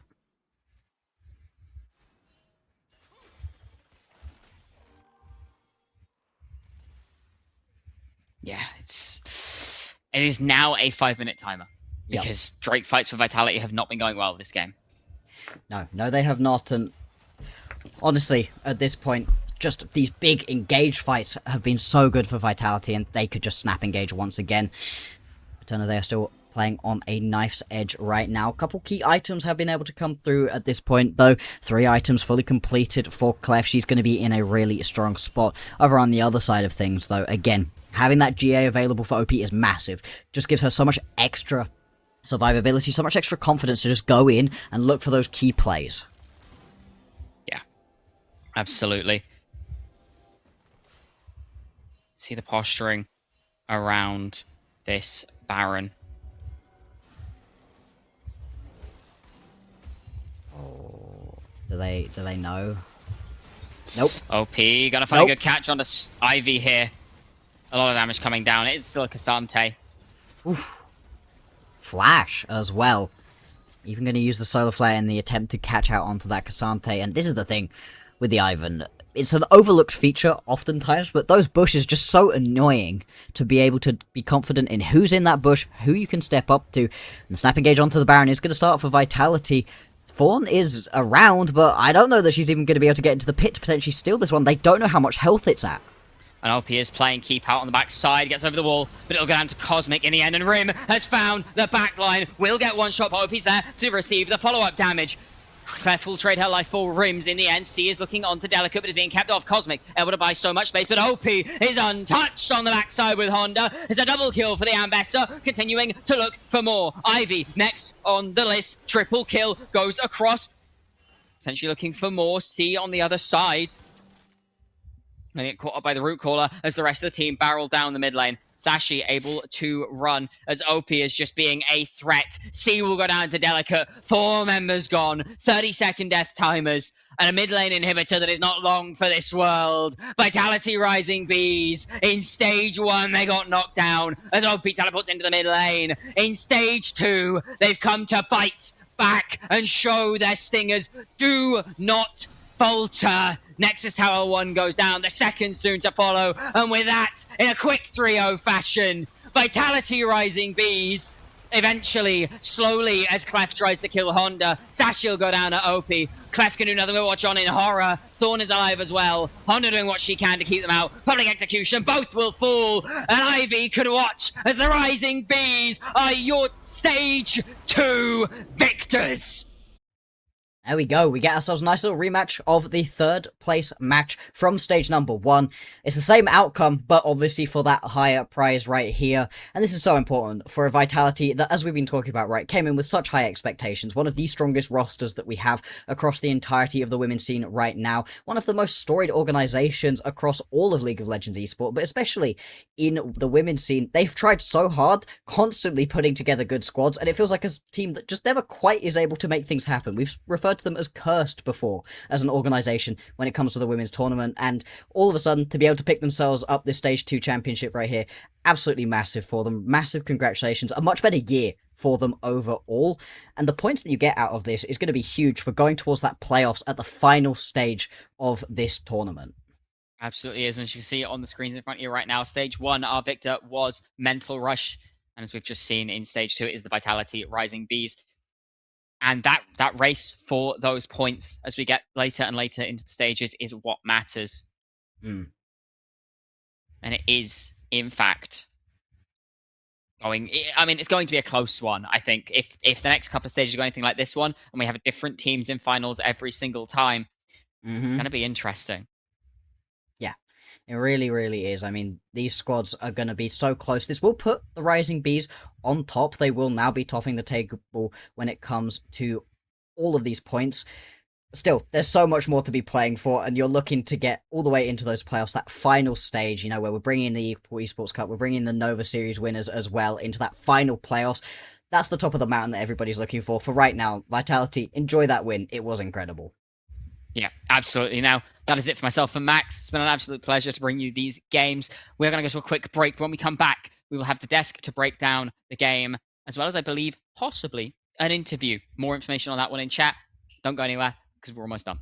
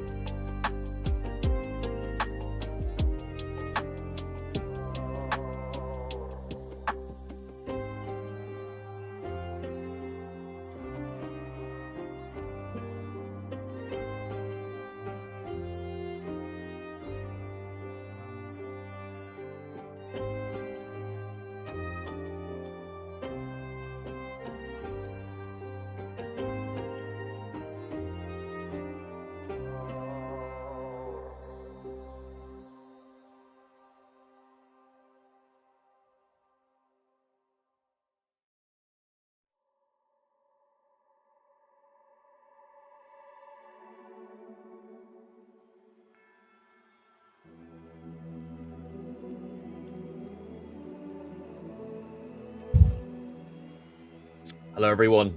And joining me for this special interview is the victorious Delicate. How are you feeling after that win? A 3-0 in the finals, destroying Eterna. Was that your expectation today? Are you very happy? I'm very happy. I mean, I didn't expect the 3-0 necessarily, but we're very happy that we managed to do it in a, let's say, clean way, although it wasn't that clean. So yeah, we're very, very happy. That's good to hear. How do you feel? Obviously, in stage 1, you guys got a little bit upset in that semi-finals. You had a great Swiss stage, beating everyone, and then I believe it was Mental Rush. I believe you lost to in that semi-finals. What changes did you make coming into this stage to make sure you got to the finals and took home the win? I mean, in those games against Mental Rush, I think they were ours to take, but we just trolled them, and that really hit us, and we just want to come to this stage 2 like more prepared, and we knew that we could win, so we just prepared better, and we didn't relax at all, and we just played our game. I was going to ask this, that leads into my follow-on question. A lot of people at the moment picking the standard, the AD bruiser jungles. We're seeing Zinzao's, Jarvan still. You're out here bringing out Zyras. You're out here bringing Ivans. Do you think that the meta, some people's reads of it just being AD bruisers is wrong, and these champs have a space? Because you performed so well today, particularly in game 1, 2 and 3, to us, all games. You looked amazing. How do you think those champions fit in the meta? I mean, I still think bruises are better, and they're in a better spot, and they're stronger. It's just that you have to see the whole picture, that, we're not in LCK, we're not in LEC, the level is lower, so if you're just good at one champion, like, my favorites are APs, my best champs are APs, so I just always try to pick them when I can. Also, many bruises were out in this series, like, many were banned or picked, so I was like, why not? And I just played my AP game. How do you feel about going forward? Because now you've obviously won this stage. There's still 3 more stages left before the grand finals. I think it's in October, a long time away. Are you still very confident for those next 3 stages? Are we going to see more titles for Vitality Rising Bees going into the next 3 stages? I mean, I can't promise titles, but we will for sure try our best, and we will keep improving like we have done all these months. Thank God my teammates are very hardworking and very ambitious and talented, so we will just keep working and doing our best, and I think it will show in our results. Well, we're just going to wrap it up here. First thing is, Telch today behind the scenes has been praising you so much for the Turkish-Greek connection. Any words for Telch? Any words for your fans, the people at home watching, supporting Vitality, bringing home the win in stage 2? Any words for your teammates? Anything like that? Any shout-outs you want to give? I mean, of course I knew Telch. I've known her for a long time. I love her a lot, and it's nice to see her cast the games. It's always nice. I want to thank everyone, all Vitality fans, everyone that has supported me and the girls. Yeah, I thank the girls for all the hard work that they've put in, our coaches, our management, our staff, yeah, and everyone behind the scenes that has supported us. Yeah. Okay. Shout outs to pretty much everyone across the Yeah. board. I'm going to let you go, Delicate. Enjoy this. Congratulations on stage 2 victory. Go and celebrate. Have a good time. We're going to go back to the desk. SIM and Telch hopefully joining me to wrap up this game. Thanks again, Delicate, and congratulations. Thank you. Thank you. You got your shout out, Telch. You got your shout out from number 1 Delicate her. fan. I adore her. Like, she is the best. I'm so proud of her. Like, legit. And today it was like legit clear 3-0. And yeah, I would expect more competition, like, but it didn't happen. It's good. I'm like happy for Delicate, but it's final. We always wanna go forward and see the best competition, but it didn't happen that much. I mean, I named this clip. Telch was right, and it Yes, looked I like was- you were. Look at Jinx. She's deleted. Honestly, great play. I mean, you must be so happy seeing this again. You're obviously, both of you are low-key Vitality fans here, but no bias on the desk. Triple kill coming through for Rim. SIM as the resident Vitality jersey wearer. Got to flash the badge a little bit. How are you feeling about this? Do you think they looked impressive enough? Impressive enough here? I do believe so. I feel like the early game, at the very least, looks very solid from Vitality. Of course, a lot of the late game shenanigans that happen from time to time, that's just something that a lot of teams are running into. So that's not necessarily just Vitality that sometimes has some difficulties closing in games, overstaying, etc. But at least they always know that they can put it back, and they have leads that are big enough that you can make those kind of mistakes. So that is, of course, really good to see. Then again, it is it's just their first victory this far. Like, they've now only won Stage 2. They didn't win Stage 1, and Stage 3 is also going to be fairly new. We're gonna have some new teams, some roster changes across the board, so it's still no guarantee for the future. If anything, they've gotten some points. Those points are really important to get towards those end stage parts where you're going for like the main tournament, like what you're really doing it for. But for now, this is a really good victory that you can take home. And at least for now, for this stage, you know that you are the very best of everyone who participated. We'll have to see how they perform in July, because that's where the next tournament's coming up in almost a month's time. This is the victory moment, Telch, though. This is where we saw them finally conclude it. And it was a massive performance this series by OP in particular, someone I would put as an MVP. You think that's a good read here? Because the top laner from Vitality looked very good. I mean, they were all looking really good, especially like their top side. The second game, it was kind of hard for Rim, but they managed to end up winning anyway. But OP did really good job. She was always like going on for the right target, which is Clef. I mean, I'm so sorry for Clef for the last 2 games. I mean, she had live in hell, legit. Like, second game, it was Olaf, and the third game, it was Ambessa. And that's so bad as an AD carry to, I mean, play like that. But to be honest, Vitality Rising Beast coaching staff did really good job. I mean, their drop were like always better. Always better. Well, that concludes stage 2 of the LGC Rising. We've got 3 more stages left: July, August, September, with those finals in October. Vitality Rising Beast securing themselves a first place here gives themselves plenty of points towards needing that top 6 slot for that competition in October. I want to just give a quick shout out to Riot, a shout out to Neo, a shout out to PogTV, a shout out to the LGC admins, and a shout out to Telch, Sim, Luna, and Blocks for joining me today, and most importantly, to the viewers. We wouldn't be able to do this if it wasn't for you. Thank you. We'll see you back in about a month's time. I think it's 3.5 weeks. Some of us will be here, others won't. Have a great night, and congratulations to Vitality for winning Stage 2.